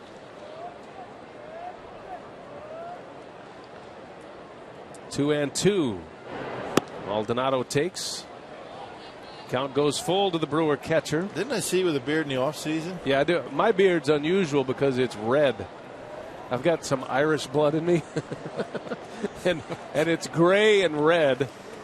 But it's not out of control. No, I can't, but I can't even get it to that point because then it looks like I'm wearing a wig, which I'm not, but it's very strange. So my grandfather was redheaded. Okay. And my brother, as you know, is redheaded. Right, yeah. Mike. Well, I'm not, but apparently on my chin it is. Go figure. Starting to be a little more gray than red at this point. Like mine? Distinguished look. How about this at bat going for Maldonado? Pitch number 11. And a called strike 3. Maldonado is out. Backdoor slider got him. That started off the outside corner with that late break, caught the edge. And Martin knew it. Well, it's now time for you to tweet your photo using hashtag WisFanPhoto for a chance to have it shown in an upcoming broadcast. It's all brought to you by AT&T. Padres are going to walk Segura. That's the smart play here with a pitcher coming up. And they'll leave it up to Loesch with a couple of men on base. And don't put it past Loesch to come up with a hit. He's a pretty good hitting pitcher. He's been known to flare one into right.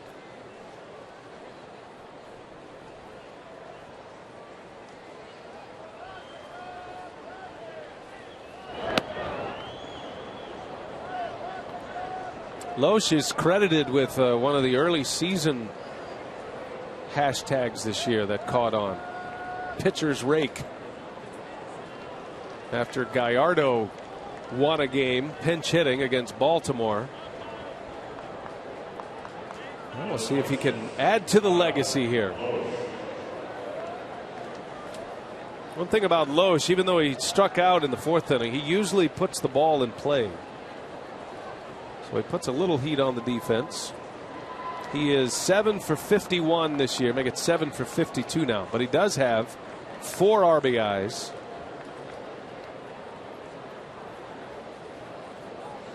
A career 150 hitter, Kyle Loesch. Been around a long time. First and second with 2 away.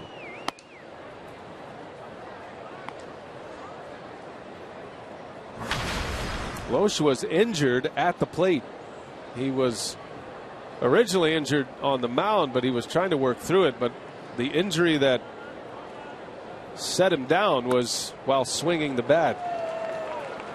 In Chicago on a swing and a miss, kind of tweaked that ankle, and that was what ended up putting him on the shelf for a while, almost 2 weeks. It's the back ankle, the right foot that he rolled after a check swing. But that play he made on that bunt, I mean, proves that ankle is feeling pretty good. He can't bounce off the mound and stop as quickly as he did and make the play with a bum ankle. That was a good test for him. Brewers got a leadoff home run this inning by Ramirez. They lead 4-1. Weeks at second. He doubled. Segura at first. Intentional walk. And Loesch takes a ball. 2-2.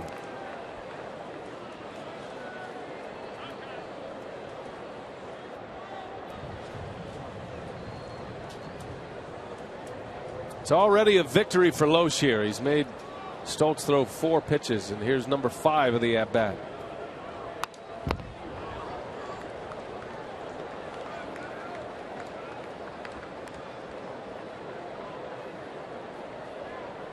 Keep that pitch count rising. It's at 92 now for Stoltz. Yeah, starting rotation is the best part of this Padres pitching staff. They've had some issues in the bullpen. Hey, he's hanging in there. Got a couple of long at bats in this inning. Maldonado's went 11 pitches. Loesch has seen 6.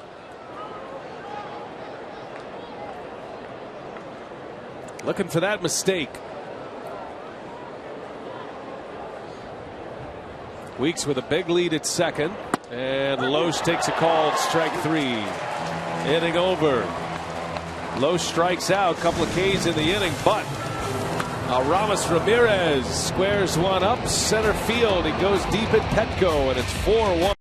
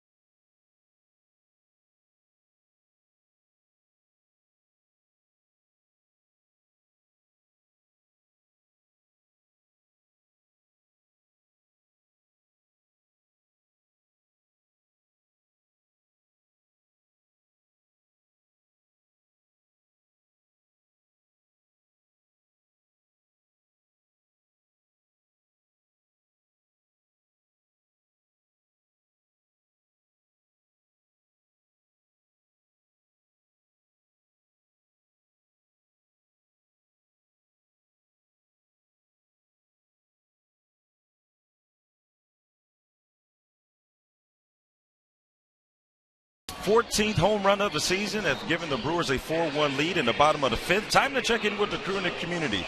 Join the Brewers and Brewers' wives in support of the Wisconsin Humane Society by purchasing a pet calendar. The calendar features players, coaches, and their families along with their 4-legged pet. Some players are featured with friends from the Wisconsin Humane Society who are up for adoption and in need of a good home. The calendars are available for purchase in the team store by Majestic. Buy a calendar today for $14.95 and help the Wisconsin Humane Society provide protection, shelter, and care for homeless animals, just like Hank used to be. All right, Telly, thanks. Here is Tommy Medica pinch hitting for the Padres to start the bottom of the 5th. So that'll be the end of the line for Eric Stoltz. 94 pitches. And he has allowed 4 runs, all earned. Did you and Otis get invited to do the calendar? I could I'd see you laying across on the beach somewhere in your bathing suit. No, we were not invited to. Otis and I were left out. Maybe next year. I know one dog and owner that's pretty predominant in that calendar. Eddie and Squirt. Oh, really? Gotta be. By the way, Ed Cedar he's the man who found Hank, right, and took care of him. He was the original Hank. A dog lover from way back. A swing and a miss. Medica strikes out. And Kyle Loesch, he has settled in nicely here. That's his 3rd K. It'd be nice to see Kyle start dialing in with his location. It's been rough on him. The first 3 innings, starting to come around a little bit, 4th and 5th. Loesch has retired 8 straight now. Working in the 5th, has a 4-1 lead, top of the order. Yangervis Solarte. 12 days between starts. It's really no surprise that it's taken him a while to get dialed in. Talking about Loesch. Solarte pops it up. Gene Segura will make the call. And there is out number 2. Breaking pitches are starting to go where he wants them to, keeping them down in the strike zone on the corners. Biggest out of the game right now for Kyle Loesch was that strikeout of Venable in the second inning. Bases loaded, and Venable struck out on the pitch out of the strike zone. That would have been a walk with the bases loaded. Venable had chased a couple of high fastballs already in that sequence. Pushed the count 3-2 with the bases full, and Venable chased one. And that started this stretch of 9 in a row for Loesch. That strikeout to Venable in the second inning. 1 ball, 1 strike. And a bouncing ball rolled over. Nice easy hop for Lucroy.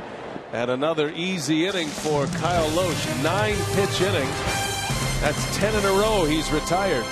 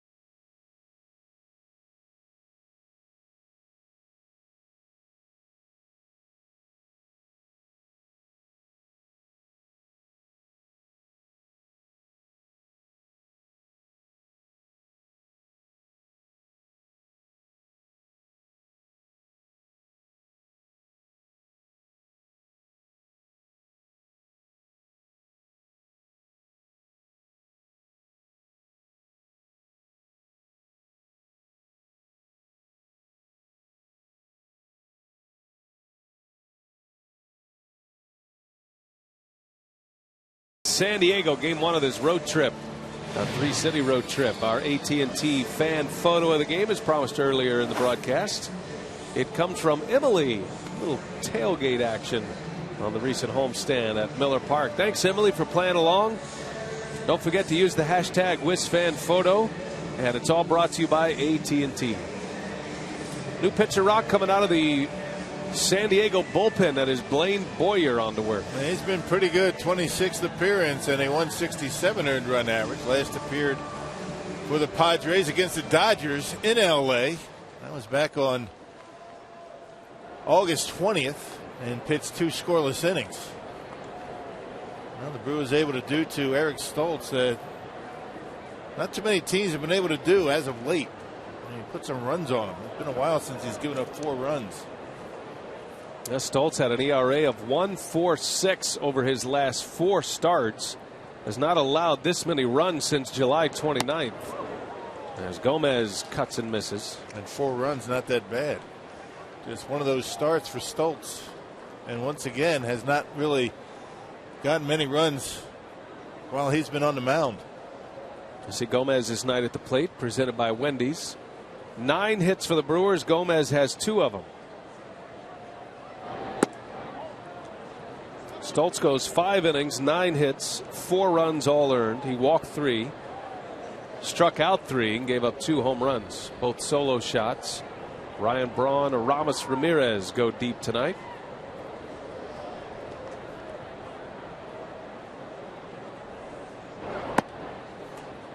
Gomez has stolen a base and scored a run tonight, on base twice.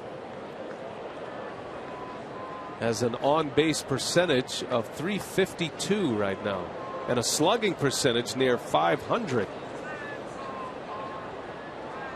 Put those two together, you get OPS. And Gomez is among league leaders in that category.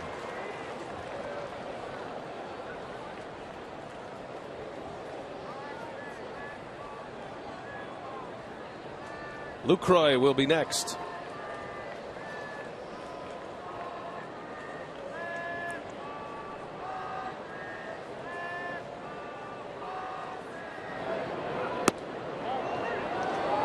Boyer wanted that pitch. It looked like Paul Schreiber flinched a little bit. He thought about ringing it up. Pretty close pitch to take right there with 2 strikes.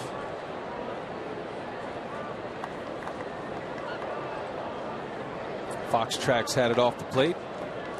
Good call. That's the same system the umpires use, their grading system. And the 3-2 is fouled off, an emergency hack by Gomez. Home plate umpires are graded after every game, the strike zone. And how you call behind the plate, your overall work, body of work as an umpire determines who among the umpire ranks go into the postseason.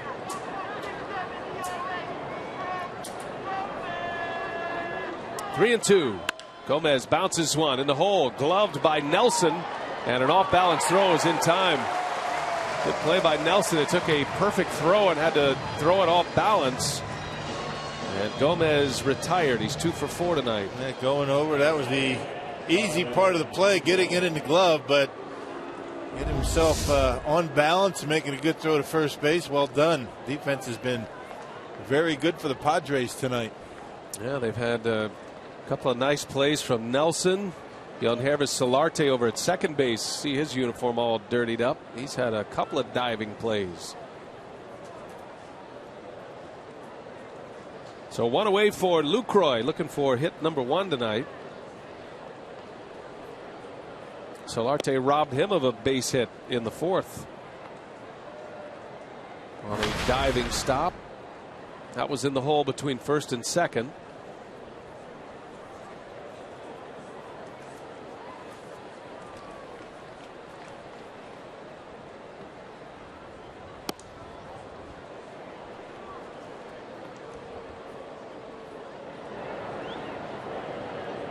Lucroy hitting .302. That would have him right now 9th in the National League.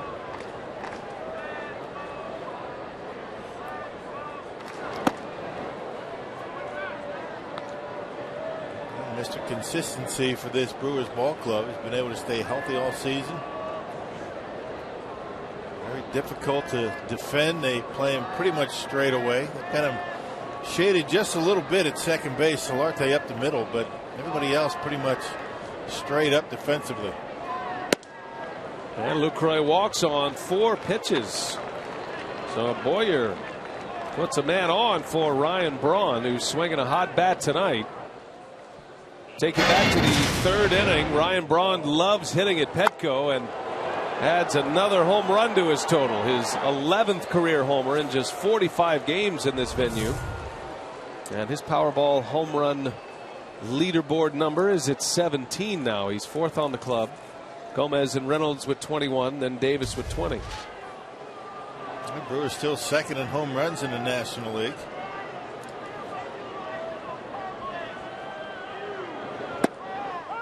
Is there any hope that they could catch the Rockies in that category? It's tough to catch the Rockies. Yeah, well, they have 150 home runs. Brewers are 2nd with 130, so it's going to be tough. Well, actually 132 now. Seems unlikely in that ballpark, the kind of hitters that the Rockies have, but they are without Troy Tulowitzki for the rest of the year. There goes Lucroy, and Braun fouls it away. Lucroy with a sneak attack. Legs must be feeling good tonight playing first base. Yeah. They can be a little bit cramped up, you know, when you're catching all the time.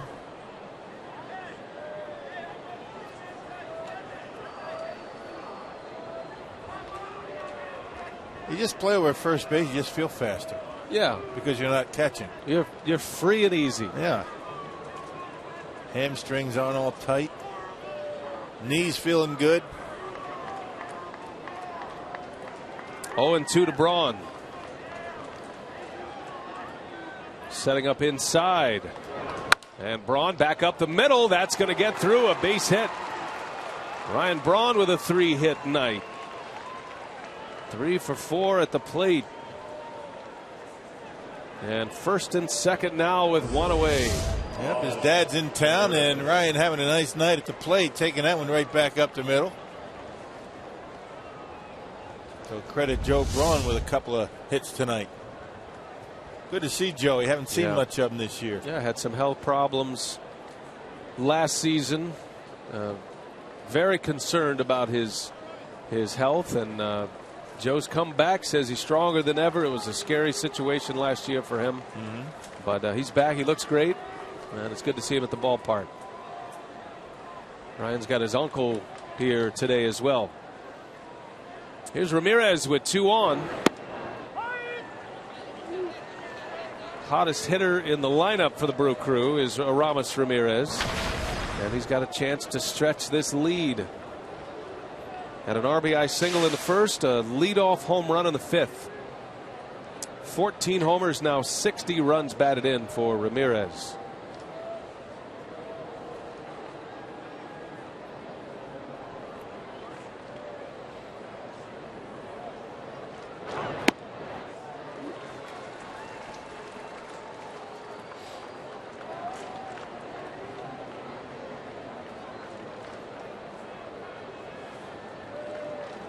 Brewers have 3 hits with runners in scoring position. Ramirez had the first one. That was in the first inning. Maldonado with an RBI single as well. 0-2 pitch. And Ramirez down the left field line. Hit well. And that ball is going to bounce up and out. A ground rule double. Lucroy will score. And Aramis Ramirez keeps it going. It's 5-1 Brewers, and Ramirez drives in his 3rd run of the night. He's something else. I mean, he's been just swinging the bat so well. He left that ball out over the plate, did Boyer, and Ramirez is as good as anybody at hooking a pitch away from him and hitting it hard down the line. That ball up over the fence, or that might have been another run. So second and third for the Brewers, 5-1. And Chris Davis with an opportunity with a couple of men on. 3 RBIs for Ramirez, 61 for the year. Davis at the plate, second and third. Boyer misses away. Well, St. Louis won tonight. They beat the Pirates 3-2, had a comeback win. John Lackey won his 13th game of the season. So the Brewers needing a win to stay a game and a half up on St. Louis.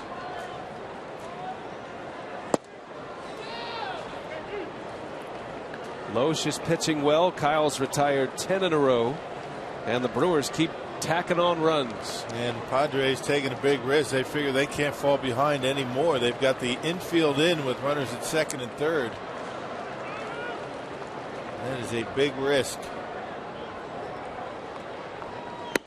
Davis takes one off the plate. 3 balls, no strikes. Boyer is battling out there. He can't find it. Remember, he walked Lucroy on 4 pitches. That's the run that is scored. He had Braun 0-2 before Braun singled back up the middle.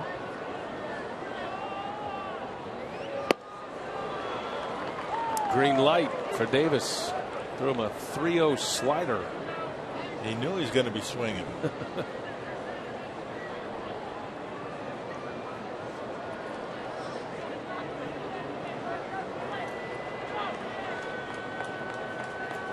Still got a hitter's count. Davis in the left. Coming in Smith, and he cannot make the play. In to score is Braun. They'll hold Ramirez. And Chris Davis is in with a double and an RBI, and the Brewers lead 6-1. It didn't seem like Seth Smith saw that baseball very well, because it looked as though it was hit right at him. It was a top spin liner, It's sinking as it gets out there, but Smith, he hesitated, and by that time he did a nice job though once he got down on the ground to smother it and to keep Ramirez at third base. Not sure if he saw that ball off the bat very well.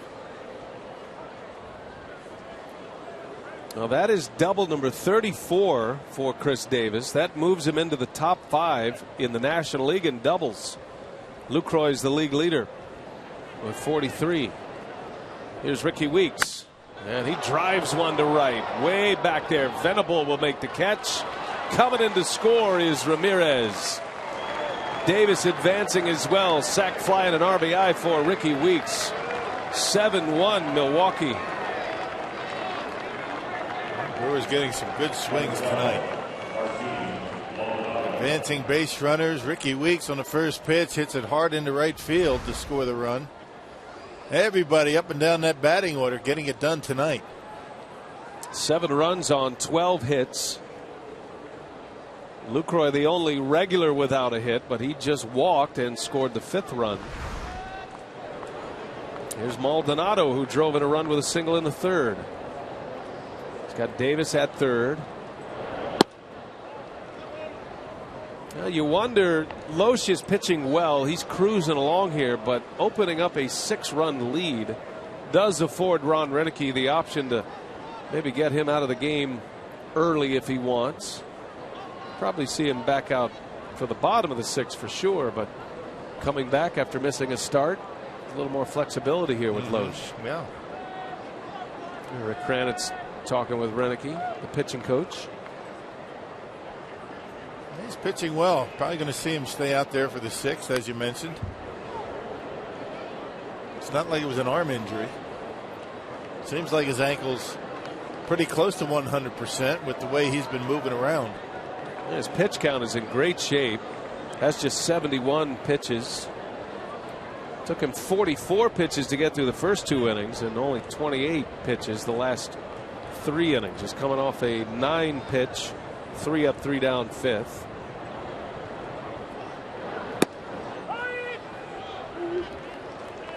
Had an 8-pitch inning prior to that.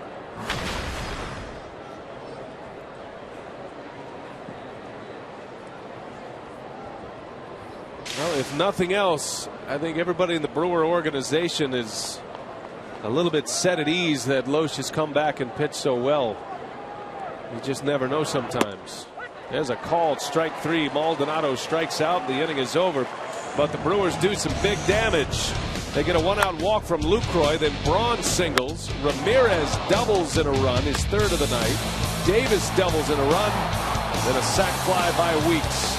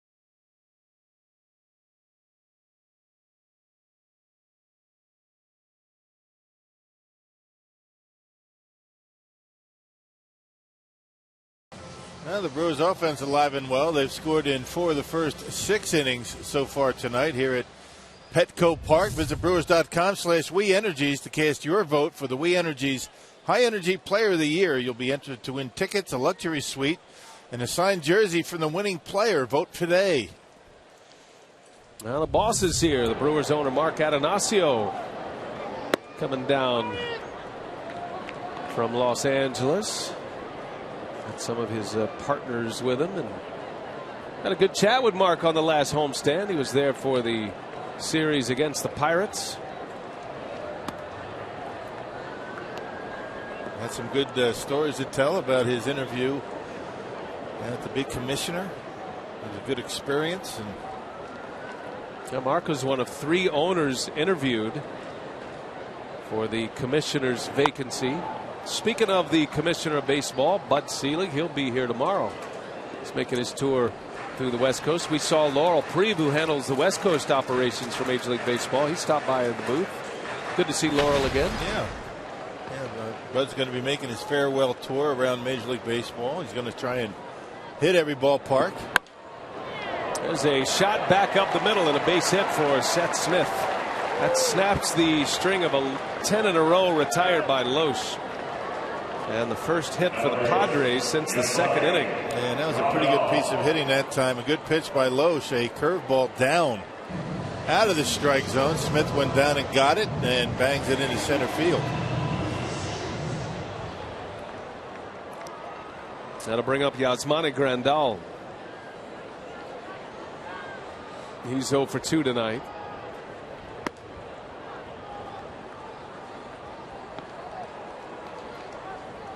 Loesch has been efficient the last 3 innings. He ran into trouble in the second. And aside from the 25 pitches in that second inning, there was also a long challenge, an umpire review, actually. Loesch stranded the bases loaded in that second, and he has been downhill since. Pitching with ease. Back in the stretch for the first time since that second inning.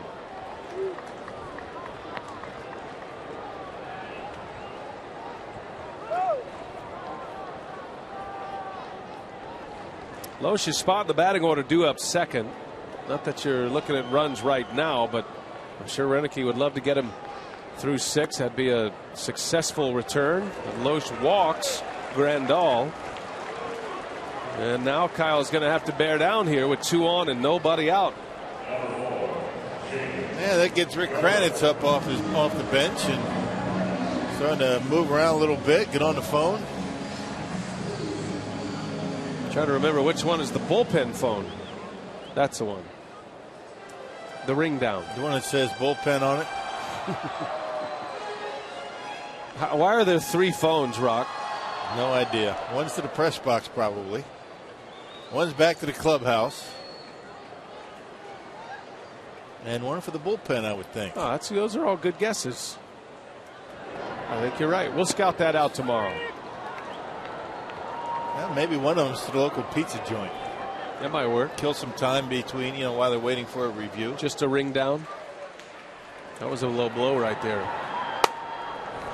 That was a little bit of a side swipe. You think? Saw Zach Duke in the bullpen. Jake Gobert with 2 on, nobody out. Loesch looking for a ground ball double play here.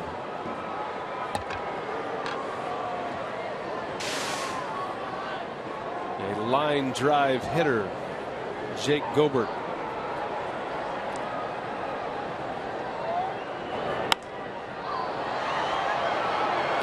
Padres say he's been toying with his batting stance a little bit. He's gone back and forth between a toe tap and a leg kick. And that means a lot for a hitter. That's a big difference. Yeah, that is about as radical a change as you can make. It's something that you think about while you're at the plate, and that's something you can't do. He's in toe tap mode right now. And you can, I don't know. It just seems like he's a little bit behind. The timing seems a little disrupted, but that could be due to Kyle Loesch, but he doesn't look all that comfortable. Well, the scouting report on this guy is that he's a pull hitter. He likes to get that bat head out in front. Maybe the Padres are trying to get him to be a little bit more quiet, wait back a little more, drive it into left field. Loesch would love a ground ball here. And a swing and a miss. He'll take that too. He strikes out. Got him with a changeup. And the 4th K for Kyle Loesch. Very difficult to make adjustments with your swing and your batting stance during a season. Those are the things that a lot of hitters are going to do in the off season, because there's only one thing you need to think about when you're up there at the plate, and that's the baseball. You start thinking about where your hands are, where your feet are, toe tap, high leg kick. Those are all things that you can't be thinking about when you're playing in a game. 2 on, 1 out. Here is Cameron Maben. And he goes, unable to check his swing. To your point about that, the Brewers have actually had conversations with Gene Segura about winter ball, and that exact subject came up. It's hard to make adjustments in a big league season. They're thinking maybe, we'll see if Segura does play winter ball, but if he does, there's some things he'd like to try to iron out. And he's always played winter ball. He didn't this past offseason. Well, Johnny Nairn's been working all season long with trying to get Segura to stay back. He seems to be jumping at the baseball a little bit.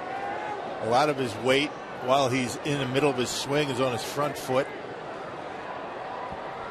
It's getting him to stay back a bit.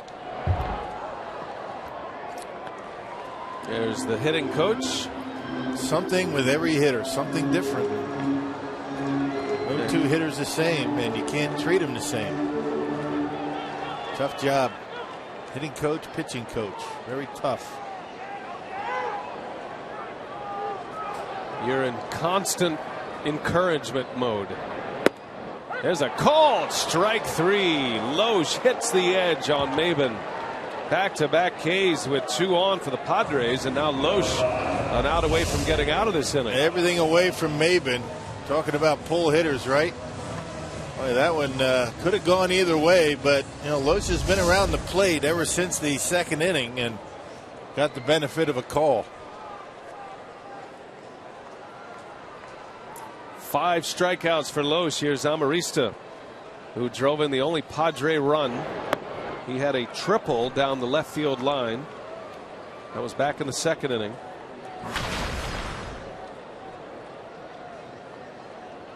Only blemish of the night for Loesch. That was the inning he stranded the bases loaded.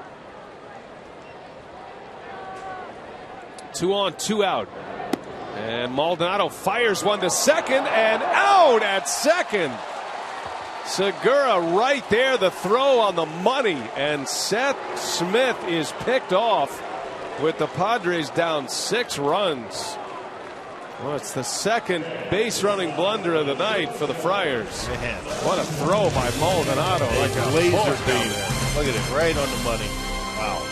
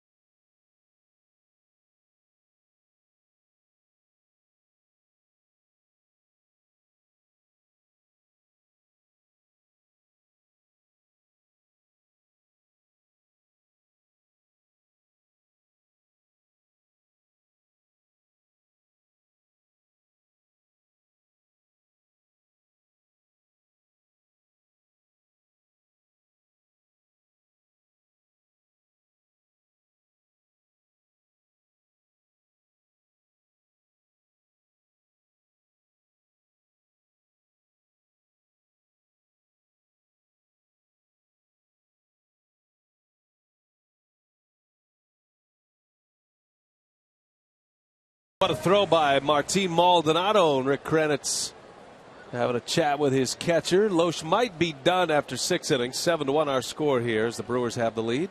Hey, a reminder, you can join Fox Sports Wisconsin along with Bucks players, alumni, coaches, and staff for the 2014 Bucks Golf Tournament benefiting cystic fibrosis. Monday, September 22nd at Westmore Country Club. Visit foxsportswisconsin.com. Click on the upcoming events tab. Segura, first ball swinging, lines out to right. 1 pitch, 1 out. How about that throw by Martin Maldonado? Incredible arm. I mean, right on the money. Gene Segura is sneaking in behind him. It's the old daylight play for a catcher. Check it out, Segura. This is a design play right here. They had a sign, and you can't walk it over there any better. And Seth Smith, not sure what he's thinking about. Down by 6 runs. That just can't happen, but an incredible throwing arm from Martin Maldonado. You have an arm like that, you want to show it off. And he got the out. That was a complete surprise attack. Maldonado and Segura. Here's Overbay pinch hitting for Loesch. So that'll close the books on Kyle Loesch tonight. Impressive 6 innings in his return. Looking for his second win against the Padres this year. Yeah, 3 of the 4 hits that he allowed all came in that 3rd inning, or I should say 2nd inning. And just started to mow him down. His command of his breaking stuff much better. Able to work ahead in the count for the most part. Good to see. Brewers starting to get their pitching staff back to full strength. Going to have some interesting decisions, aren't they? When Matt Garza returns, who comes out? Good one to a good problem to have. I mean, that's an old cliche, but when you have 7 guys that can throw the way the Brewers starting rotation has been, or 6 guys, somebody's got to go.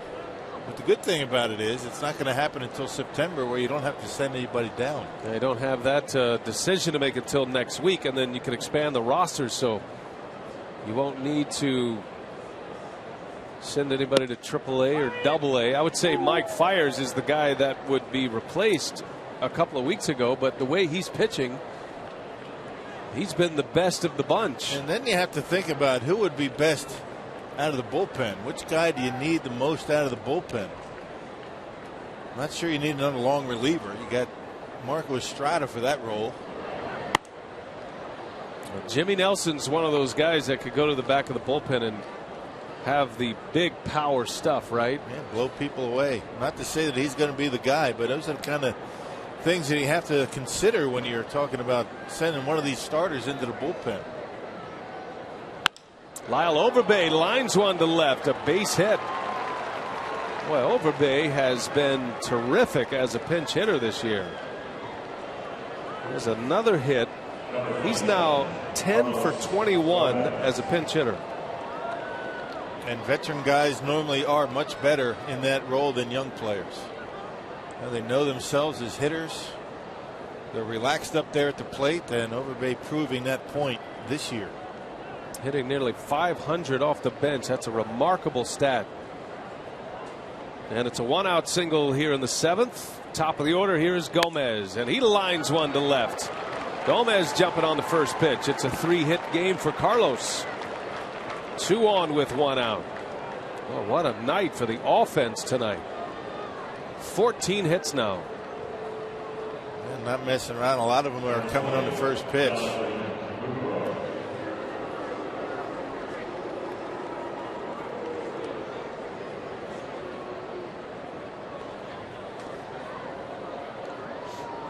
Here's Lucroy. He's the only regular without a hit. But he does have a walk, and he scored a run.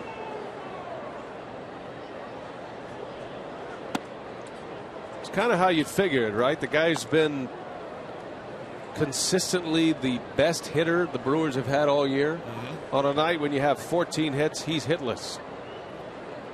That makes sense. Not after this at bat. Oh, you got a call, I guess. No, I mean he's due. That sounded like a call, actually. Just positive. I said he's hitless, and you said not after this at bat, and then I said you made a call, and you said no. That was a call. Okay. Own it. All right. You don't have to get mad at me. 2 on, 1 out. And that makes it 2-1. And Ryan Braun, his spot in the batting order, looks like a pinch hitter. Gerardo Parra will bat for Braun. Telly's down there. I don't think it's an injury situation, but we'll pursue. Telly's got the best seat in the house down there, right? Almost in the dugout.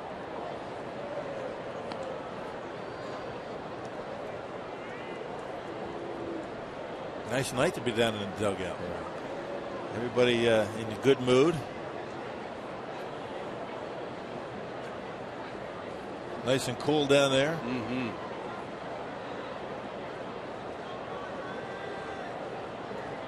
Three and 1 to Lucroy. And it's ball 4. Lucroy draws the walk. It's not a hit, but he's on base. Can't do anything about that, right? Not throwing the strikes. That'll load the bases up. Let's check in with Telly.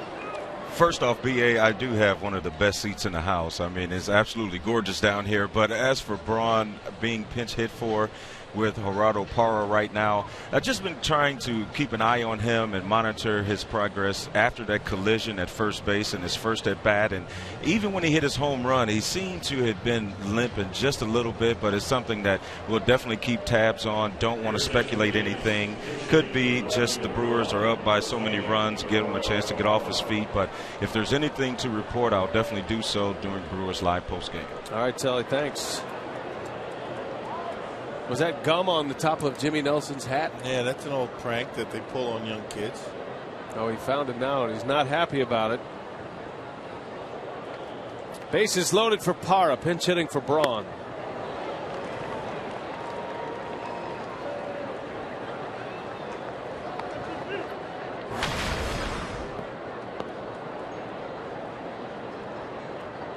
Seven to 1, Milwaukee, 7th inning. Brewers needed a night like this. Had lost 3 in a row before they had to grind one out yesterday to beat the Pirates. Got down to a 1-run game. Very well played game yesterday. And Parra backhanded over at first by Gobert, and he'll go to the bag for the out. That'll bring in a run though. And it's 8-1. The Brewers keep adding on. RBI for Gerardo Parra. Well, even the outs have been very productive for the Brewers tonight. So Lyle Overbay once again gets his pinch hit base hit, and Parra brings him in. So the bench contributing tonight. They figure Parra will continue out in right field.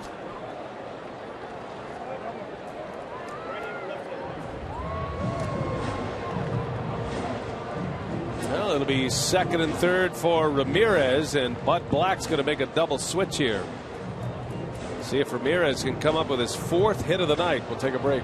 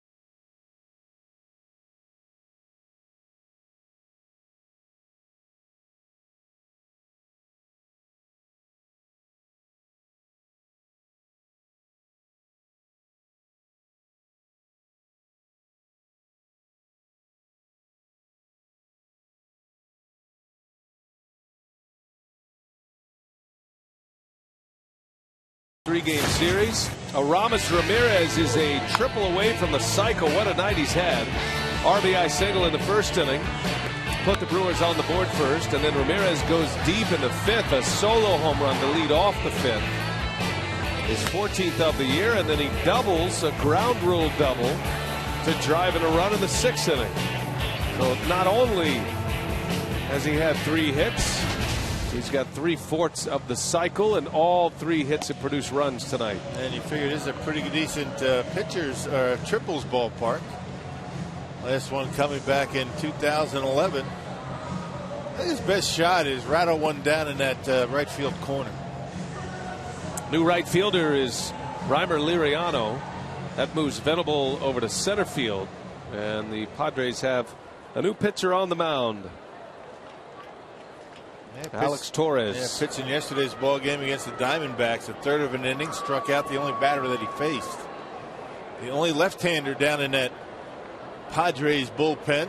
He's got that new hat, that new cap with the protective insert in it.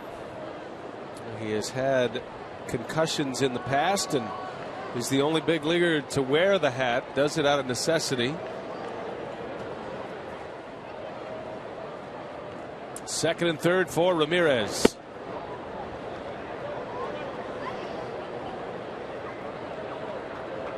And quickly Grandal goes to the mound.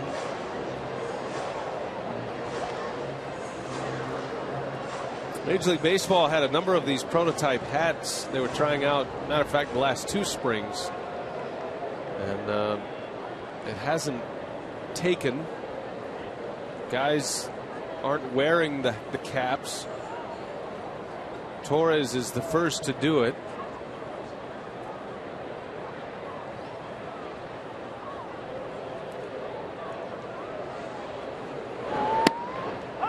And a strike to Ramirez. Kind of get the feeling that at some point pitchers are going to have, I don't know if he could go a straight helmet, but there's going to be some version. And they're working on, baseball's working on, and the equipment companies are working on new materials to protect the pitcher more. It doesn't happen very often where a pitcher gets hit in the head, but when it does, it's an awfully scary thing. And you do whatever you can to protect these guys. I mean, 60 feet, 6 inches away, and the way these hitters, swing that bat, hit that baseball, they have no chance to defend themselves if it comes right at them.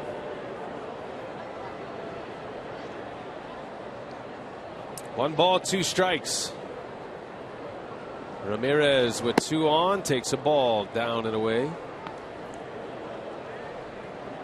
Well, Ramos can make this a great night. He's already driven in 3 on 3 hits.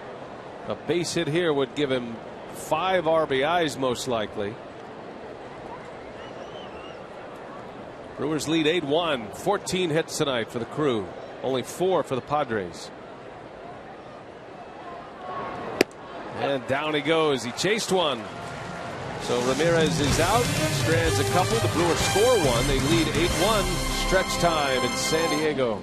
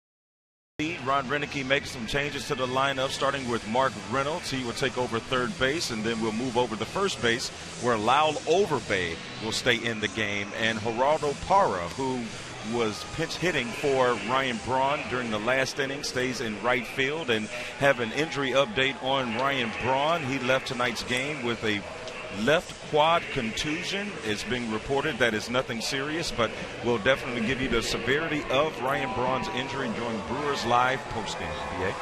All right, Telly, thanks. So Parra stays in after he drives in a run. Renicky able to get Reynolds and Overbay in the game together.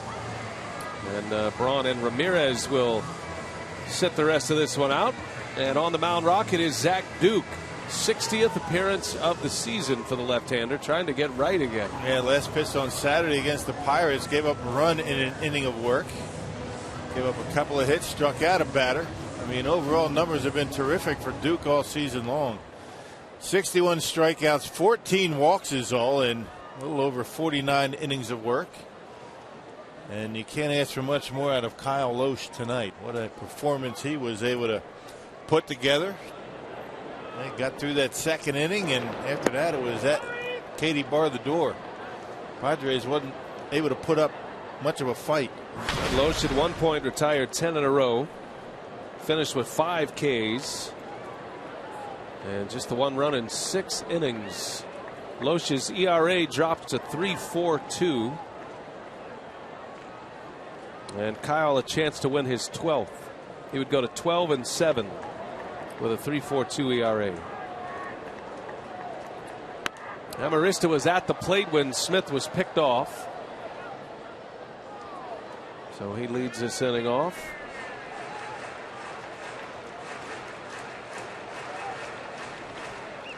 We'll do it again tomorrow night. The Brewers and the Padres. 3-game series here, all night games. Wednesday's game starts an hour earlier, so we'll be on the air at 7:30 in Milwaukee. First pitch just after 8 o'clock Milwaukee time. Yeah, they've got a curfew at the airport here in San Diego. Oh, really? That would be. What are the what's Plan B? Not sure. Amarista strikes out and unable to check his swing. Down he goes. A K for Duke. Take the bus to San Francisco? I don't know. Hey, wish St. Patty's Day came more than just once a year? Hey, well, you're in luck this year because Wednesday, September 10th is halfway to St. Patrick's Day at Miller Park. For just $17, you can see the Brewers take on the Marlins. Plus, you get a Brewers green knit beanie. For details, call, or I should say, go to brewers.com/special events, or you can call. I don't think they want you to call, though. They didn't put a phone number. 902-4000. I'm adding it. Hey, I was listening to the TV guys last night, and they said something about a green beanie. Yeah. Could you provide more information? You can call. I think they eliminated the phone call, the number, because the rest of the card was pretty long. I'm going to call tomorrow and see if Jody or Willa, if they know about the green beanie. Guaranteed. You better now. Duke missing outside. Chris Nelson at the plate. By the way, we got some Brewers fans here. Want to send a shout out back to their friends and coworkers at the West Bend Fire Department. That would be Andy and Dawn Whitmore. Nelson skies one to left.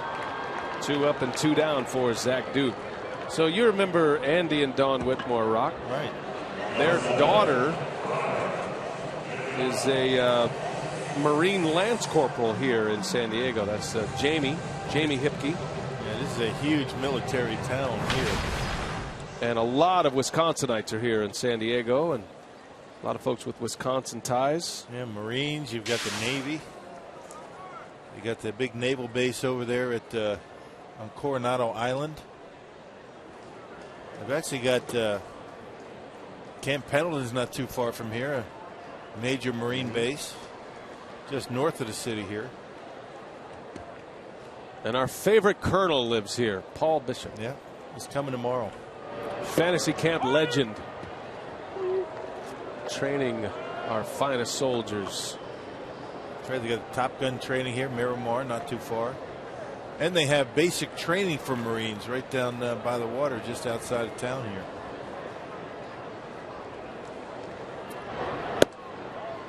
Yeah, Brewers a couple of years now.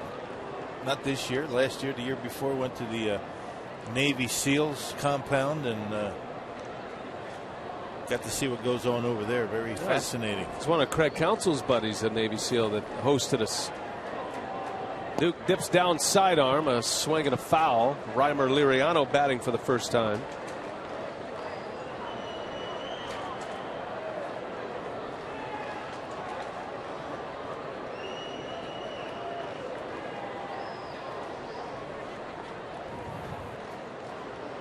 Been an easy night for the Brewers, scoring 8 runs on 14 hits. And the Brewers have actually stranded 11, believe it or not. They've had a ton of base runners, ton of offense tonight. They can't drive them all in. 8 runs, pretty good. Yeah, it is.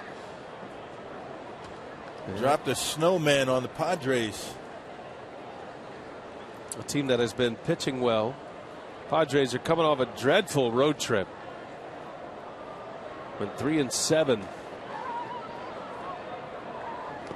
A swing and a miss. Zach Duke back to form. 1-2-3 inning. Couple of Ks for Duke. A scoreless 7th for him, and we go to the 8th.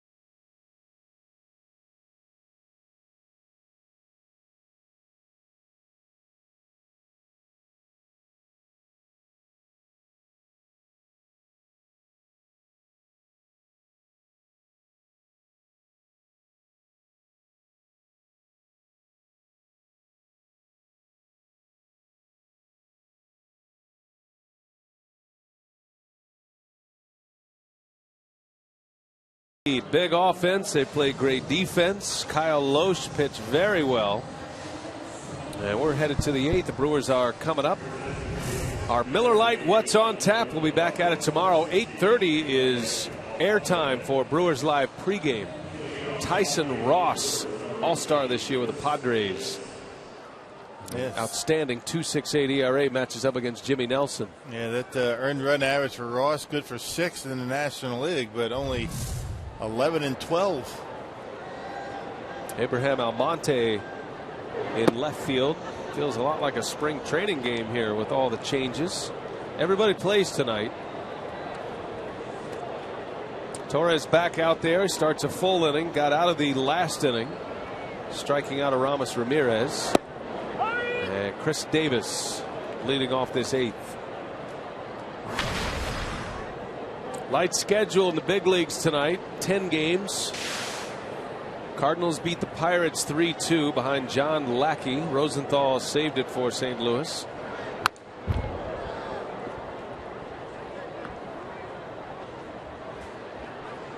The team with the best record in the National League, the Nationals, lost tonight. The Phillies beat them 3-2. Phillies are playing pretty good. Yeah, A.J. Burnett got the win. Papelbon with his 32nd save. I didn't think Papelbon would be a Philly at this point. Davis into center field. That is back there. Venable with room makes the catch. Deep to center. Doesn't travel in the late night here in San Diego. So this is what it looks like right now. The Brewers still have to finish up this game. Giants are still in progress. They trail the Rockies in the 8th. The Mariners are down 2-0. But in the National League, it is the Cardinals and the Giants right now in the wild card spot. Nationals, Brewers, Dodgers are the division leaders. How about the Marlins? They're hanging right in there in that playoff spot. Under 500, but only 4 games out of a playoff spot. Venable will track this one down. Ricky Weeks is out. 2 up, 2 down. 2 deep fly balls to center. At this point of the season, you figure there's 2 managers that you would expect to get a lot of consideration for manager of the year. Ron Renneke, of course. Yep. And Mike Redmond. Marlins. Now the Marlins are leading just up the road in Anaheim, 7-1 over the Angels. Yeah, you're right. Redmond and Renneke are the 2 to choose from for manager of the year in the National League. Now I think the Marlins are going to have to make it to the postseason, and they're going after that wild card spot. But the Marlins, with a win tonight, will be at 500. If the Brewers make it to the playoffs, Renneke's got to be the manager of the year. Think, especially with all the preseason predictions for the Brew Crew. Didn't expect much out of them, the so-called experts. Well, he's done a great job here. He has a huge fan across the field in Bud Black. Bud Black was the pitching coach on that Angels World Series team Renneke was a coach for. Low throw dug out by Gobert. Nice pick over there. And a 1-2-3 inning for Torres.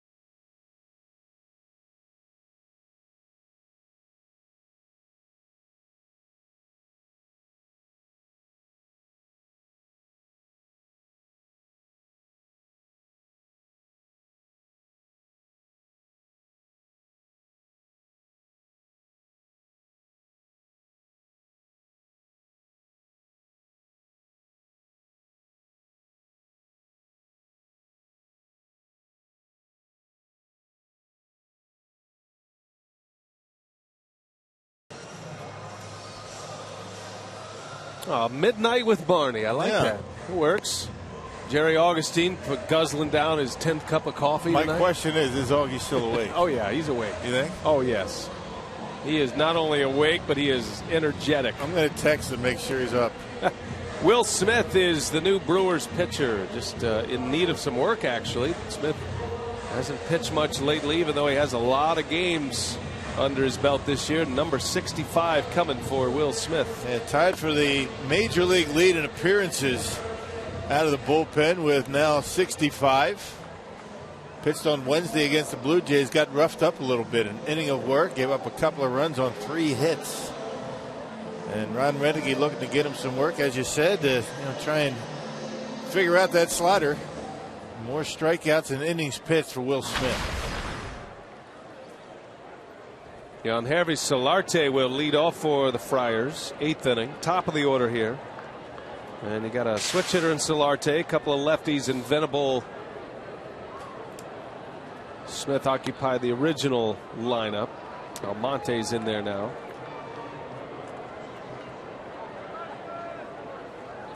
(8-1) Brewers, 8th inning. First of a 3-city road trip. 9 games. Brewers will take Thursday off. 3 games in San Diego, a day off Thursday, 3 in San Francisco against the contending Giants, and then a 3-game series in Chicago against the Cubs. It'll be the last trip to Wrigley this year. That's a Labor Day game for the Brewers, Monday, and then back-to-back night games at Wrigley Field to finish up that series. And then the Brewers finally return home September 4th, showdown series against the Cardinals, a 4-game series at Miller Park. It's going to be an 11-game homestand for the Brewers. 4 against the Cardinals, 4 against the Marlins. And then the Brewers will conclude the homestand against Cincinnati. There's a base hit. Solarte singles to left. His second hit of the night. He's been on base 3 times for San Diego. Smith not able to get ahead in the count. A 3-1 fastball. Solarte down on the end. Didn't hit it all that well, but able to dump it into left field. Very important that Will Smith starts to get things right.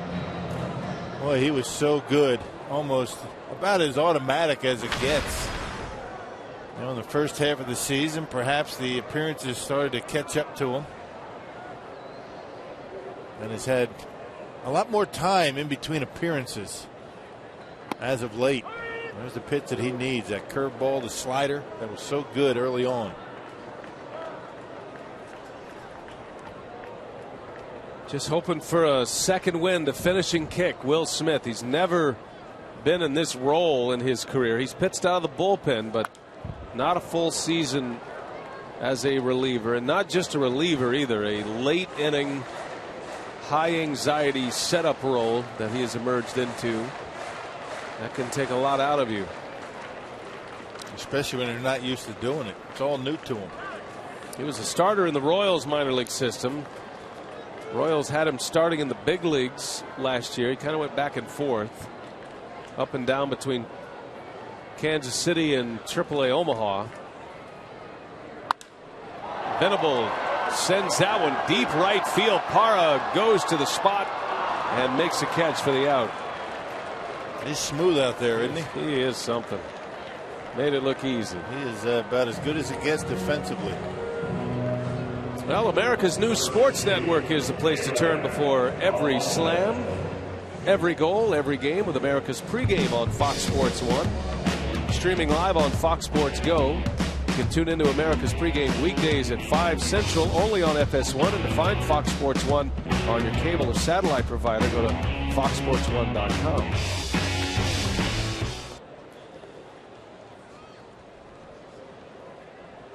Runner at first, 1 out. Here is Almonte, Abraham Almonte, his first at bat.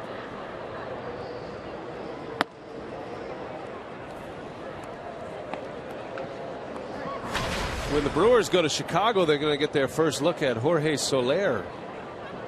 Big prospect that is having a huge year at the AAA level. He's one of the top prospects in all of baseball. And he's expected to make his big league debut tomorrow.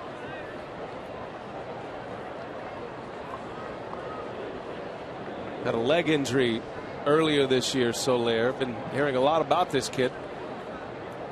Came back from the DL and started to dominate. It's the guy that the Cubs signed out of Cuba, a 9-year contract they gave him. So the Cubs keep rolling out their big prospects. 9-year contract, huh? 9 years, $30 million. Amazing, huh? Yeah, they got a lot of prospects that they're ready to showcase at the big league level. That can make it a tough matchup for a club in a pennant race. Right. You don't know these guys. You don't know them, and they're really nothing to lose. These guys trying to establish themselves, show the Cubs what they can do for next year, and that's a toughest opponent sometimes to have to deal with. One that has nothing to lose.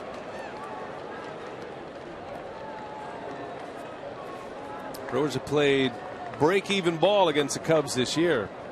Split the last series 2-2 at Wrigley. Now Monte lines one to left, a base hit. Shot it through the hole between short and third, and Will Smith has given up 2 hits. That's that slider again, just kind of rolling up there. Remember early in the season it had some good bite to it. Very short, very quick late break. And he was getting a better look at that pitch. So 2 on 1 away for Yasmani Grandal. Maldonado always engaged with the pitcher and what he's trying to do. Smith is still a late inning option, but I think at this moment Jeremy Jeffress has kind of secured that 8th inning role for the Brewers. We saw him yesterday. Kind of the way it's been. Playing the hot hand. Jeffress has been great. Power pitcher from the right side.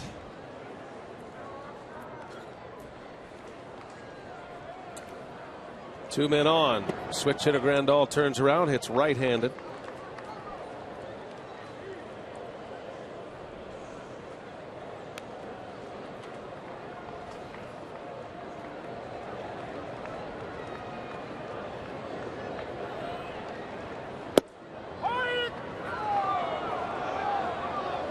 That's the way you call a strike. Paul Schreiber, the home plate umpire. He'll belt it out with the best of them. Can hear it all the way up here. Or is that the microphone behind home plate? Both. But he belts it out loud. A lot of guys don't give the big call on strike one, you know.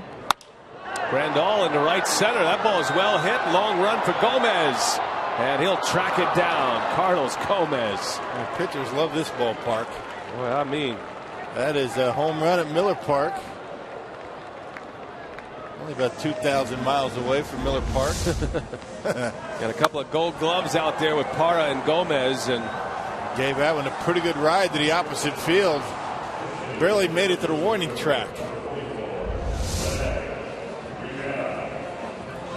You know, on the end of that play, it looks easy, so it doesn't end up in the highlight reel. It's all the work he did prior to that. Right. The jump, the speed to get to that point. Good angles. It was not drifting to the baseball. That play that Parra made a moment ago. He took off, he sprinted with his head down, not even looking at the ball. He ran right to the spot, turned around, and the ball was right there. That is a skill that is hard to acquire. Takes a lot of practice. Couple of gold gloves on his mantle as well. I think they both have shagged a few flies in their day. This is Rene Rivera batting.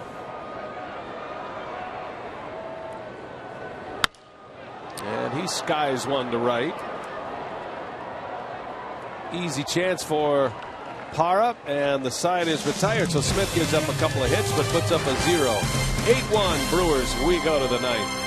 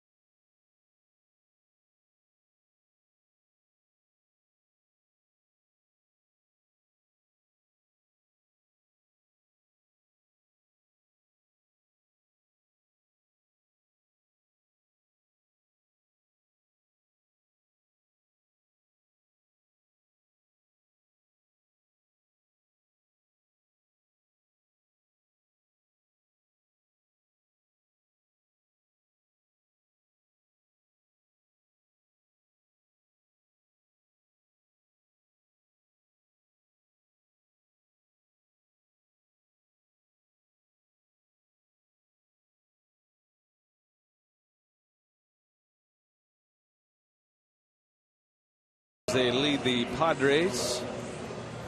Rivera's going to stay in to play first base. We've had a bunch of changes here tonight, so both managers getting some playing time for a few guys. A little experience for Rivera over at first base. He's normally a catcher. Bud Black, skipper of the Padres, has not gone his way tonight. He won game number 600 in his career last night against the Diamondbacks. Kind of a milestone. Yeah.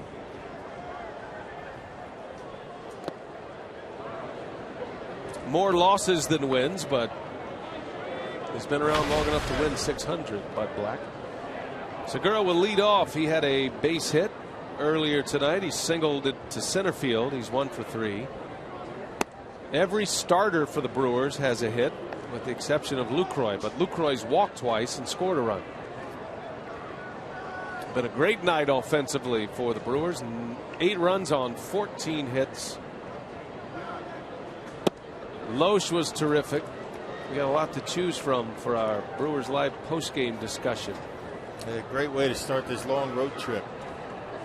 3 more outs, put a W in the books. And you got Tyson Ross tomorrow, a tough customer out there on the mound.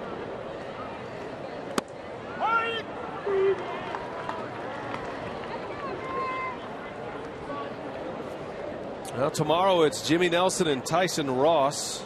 Brewers beat Ross earlier this year. He's a tough customer, though.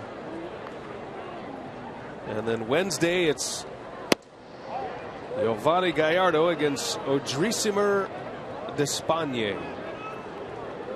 One of the best names in the big leagues. And he can pitch a little bit as well. Yeah. A right-hander, a couple of right-handers the next 2 nights for the Brewers. Giants haven't announced their rotation, their probables for the weekend. Now Segura draws a walk to start the inning.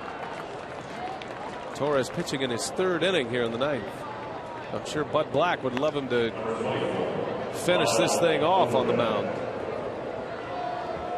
Get through this game with your starting pitcher only throwing 5 innings. You get through this game and using only 2 relievers. That's got to be kind of a bonus for Bud Black. You don't win the game, but you don't wear out your bullpen in the process.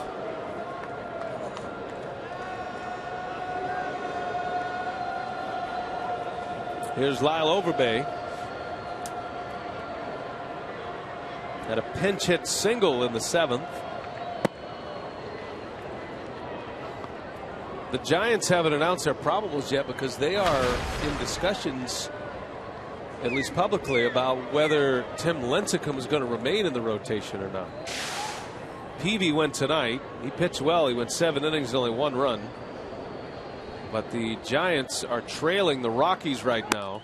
That game is in the 9th inning.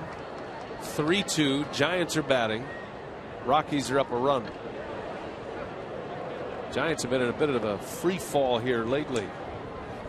And they find themselves 4.5 back of the Dodgers to start play today.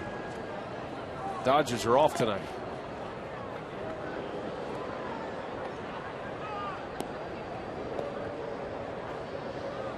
Brewers won a series from the Giants at Milwaukee. And they'll have the 2012 World Series champs at AT Park Friday night.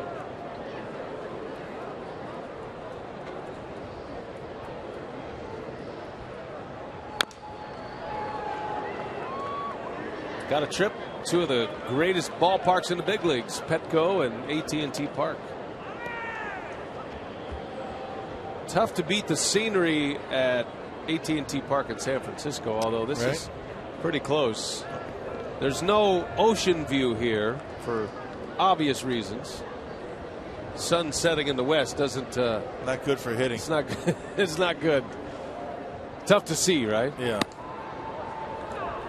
A nice ballpark. Beautiful. But as far as an outdoor venue, AT&T Park the best. Yeah, you can get lost in the bay. The reason you have a water view in Oakland, that's the bay.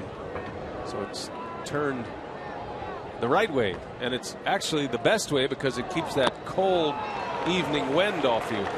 in San Francisco. As Overbay strikes out, first out of the inning. Unlike Candlestick. The opposite.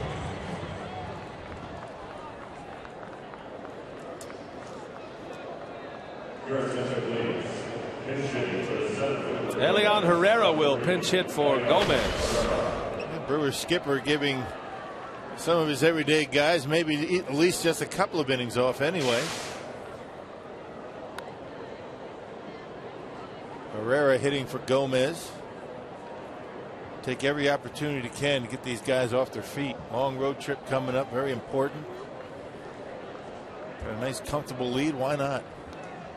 I'll be curious to see if Renicky ordered Gomez to the clubhouse.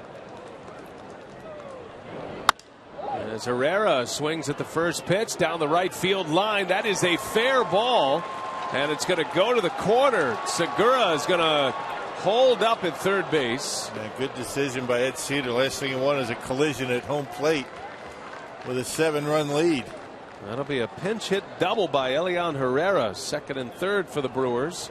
15 hits now for the Crew.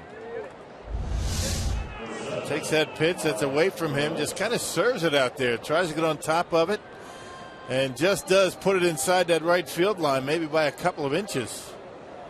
And because the Brewers are already up by 7 runs, Ed Cedar taking no chances with Gene Segura at home plate. Good to see Herrera get a hit right-handed. Here's Mark Reynolds batting for the first time.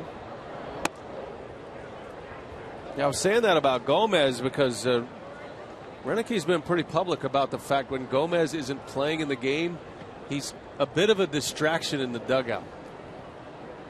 He's a little bit wiry. Well, we've seen it. So he might have sent him to the clubhouse.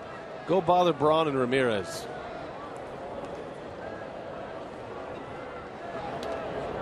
That skips away. Segura's going to hold up again with a 7-run lead. But you know, you got to have guys like that on your team. I mean, high energy guys that, you know, no matter what the situation is, win, lose, draw, these guys are high energy. They keep everybody else on their toes. And Renicky wouldn't want to have him any other way.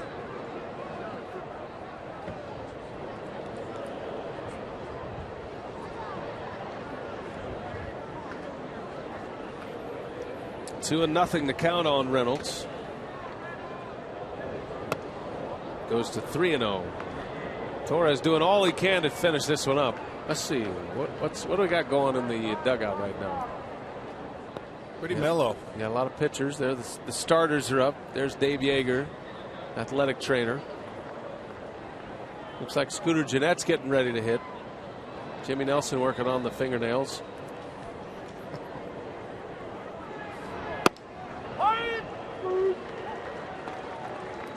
It's about time to start getting, you know, nervous up a little bit. Starts coming up. Going at it tomorrow. Starting to think about it. Jimmy had his game face on before the game today. Yeah, walked through the clubhouse, said hello. He just kind of looked at you like you weren't there. Kind of grunted at me a little bit. It's like a 3-day game face for Jimmy Nelson. Reynolds pops it up. He's going to stay playable. And Rivera's there to make the catch. Here comes Parra. Nothing worse than that for a hitter than to pop up on a 3-1 count with a couple of men in scoring position.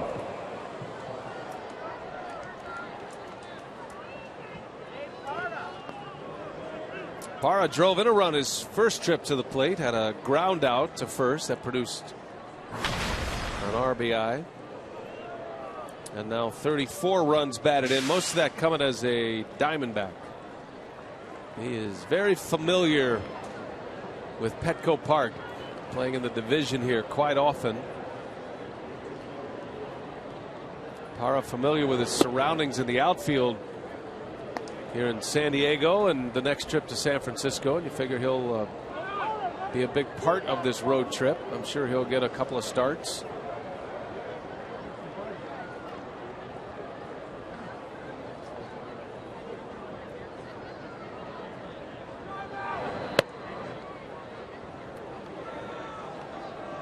got to have everybody involved at this point in the season, and got these long road trips. The Brewers have 2 long road trips remaining in the season. And this one and the next. And the next one will be St. Louis, Pittsburgh, and Cincinnati. This is the penultimate road trip of the regular season, Rob.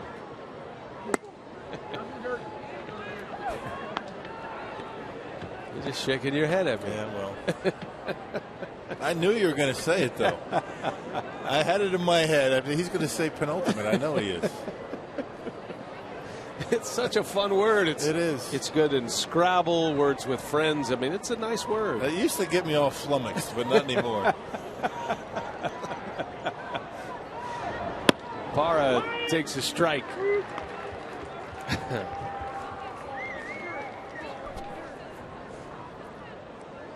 There's Scooter Gennett. In case that spot comes up, he'll hit. That'd be the pitcher spot. Last remaining player on the bench. Well, Parra will hope to give him a chance here. And there's another strike. 3-2 the count. Padres only have Jed Jerko. He's probably not available. Yeah. Bad hammy for Jerko. That's a big loss for San Diego. Everybody else has been used tonight off that Padres bench. Hardly recognize this team right now. A lot of new names. Mm-hmm.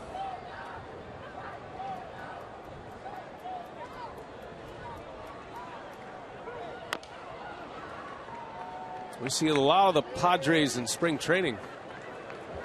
Training in Arizona. They are in Peoria. There's Jerko signing that long-term deal, but has missed a lot of games. Missed 44 games this year. This is number 45 tonight, although technically not a missed game because he's active. But a bad hamstring. He sat down 3 of the last 4 for San Diego. And back-to-back starts he misses.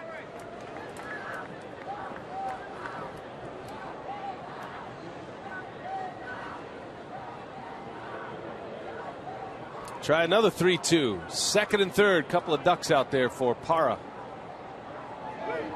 And he hammers one into right center. That'll get down. And this will bring 2 in. Segura scores. Herrera right behind him. And Gerardo Parra collects 3 runs batted in tonight in 2 plate appearances. Nice job, lefty versus lefty. He worked the count nicely and able to hammer one out into the gap. So the walk and then the double by Herrera. And now Parra with a nice easy swing. Dumps one out there into right center, and 2 more runs. 10-1 Brew Crew. That's going to signal the end of the night for Alex Torres. Bud Black tried to get him through it, could not. Brewers going to double digits for the first time since the All-Star break. We'll take a break.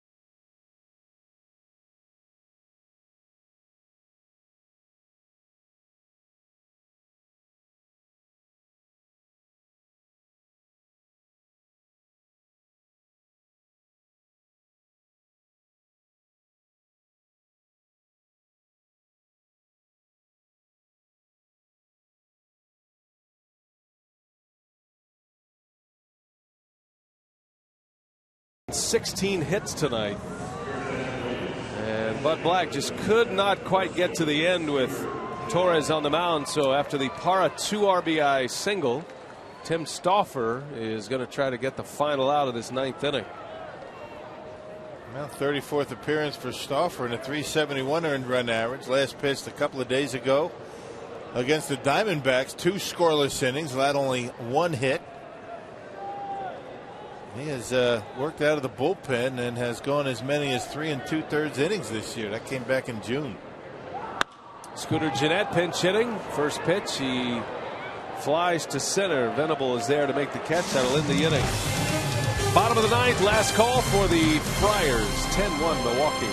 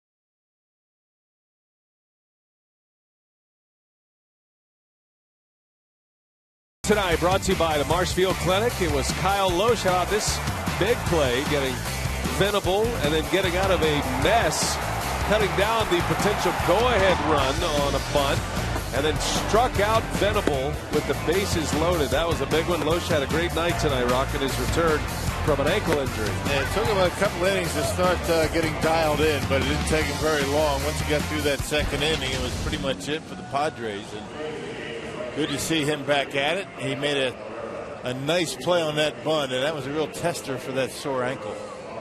Loesch goes 6 innings and just 1 earned run. Herrera's going to stand to play right field. They'll move Parra to center for this final inning here. Brewers have it on cruise control tonight, 10-1. Brandon Kinsler is out there to finish it off. 50th appearance of the season for Kinsler, another guy who's maybe going to use this opportunity to work on a few things, try to get himself back right. Yeah, maybe work on that breaking pitch. I mean, the fastball's been pretty good lately. He's had a tough time commanding the slider, keeping it up in the strike zone. Last pitched on Friday against the Pirates and allowed a couple of unearned runs.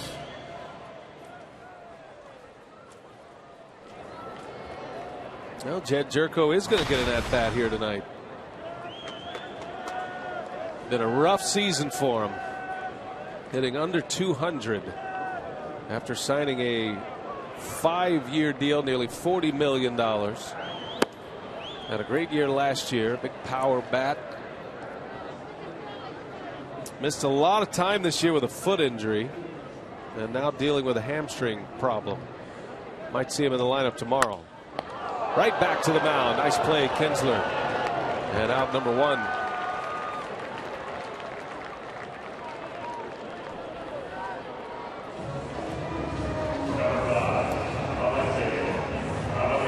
Kinsler looks like he might be shaken up a little bit. Something's got him. Just very quick reflexes. Jerko hit that ball pretty well. And sometimes you come out of that bullpen, you're not quite all loose, and maybe jar something.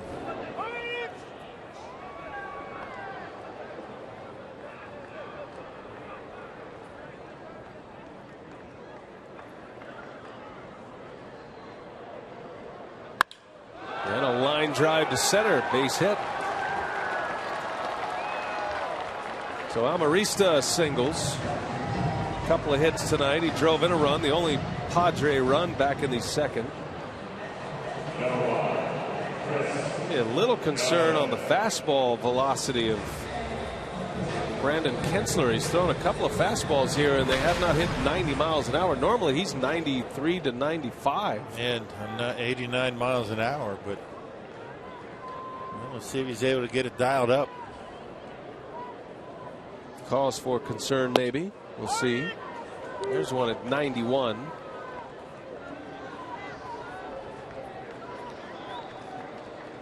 Kintzler was the Brewers' primary setup man last year. He had a great year.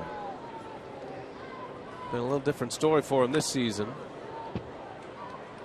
Kintzler's the guy that Renicky uses, or has been, when you get into early jams, 6th inning, 7th inning, men on base, because he has such a good sinker.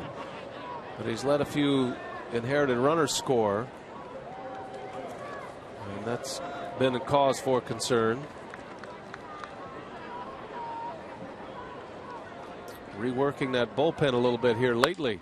Bouncing ball, diving stop, ball is loose. Overbay can't get it there in time. And that'll be a base hit for Nelson. Overbay trying to lay out. He probably saved an extra base hit, but it will be an infield hit. Yep, keep it in the glove and it's an out. Kind of knocked it down, hit his throwing arm, and by that time a little bit too late. Kintzler was there in time. An example right there, that slider. That's a slider that Kintzler has had a tough time with this year. Left it up in the strike zone, allowing Nelson to get a bat on it. You want that pitch down and away.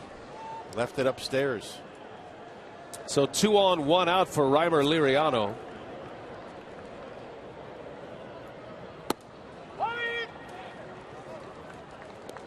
Get your ground ball, turn 2, and take it to the house. Brewers looking for win number 73 tonight. They would go to 73 and 58. They would maintain a 1.5 game lead over the Cardinals, just 1 ahead of St. Louis in the loss column. Cardinals beat the Pirates tonight 3-2. Brewers would inch closer to the Nationals for the best record in the National League. Washington is 20 over, 75 and 55.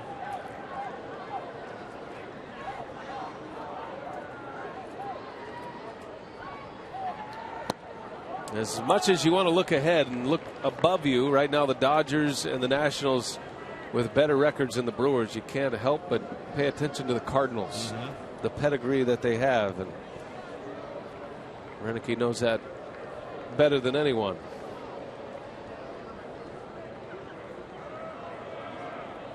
Brewers lost 3 in a row after they had won 5 straight. Trying to make it back-to-back wins. There's a bouncer. Segura to Weeks, over to first, dug out by Overbay, and there's the double play that ends it. And the Brewers win. They open up this 3-city road trip, the 9-gamer, with a victory. 10-1 the final. First time the Brewers have scored double digits since July 13th. That was the final game before the All-Star break when they beat the Cardinals 11-2. And back to a 1.5 games up on St. Louis. Brewers win the opener tonight. Now we're set for Brewers Live as we send it back to Marnie Gellner in our Fox Sports Wisconsin studios. Marnie?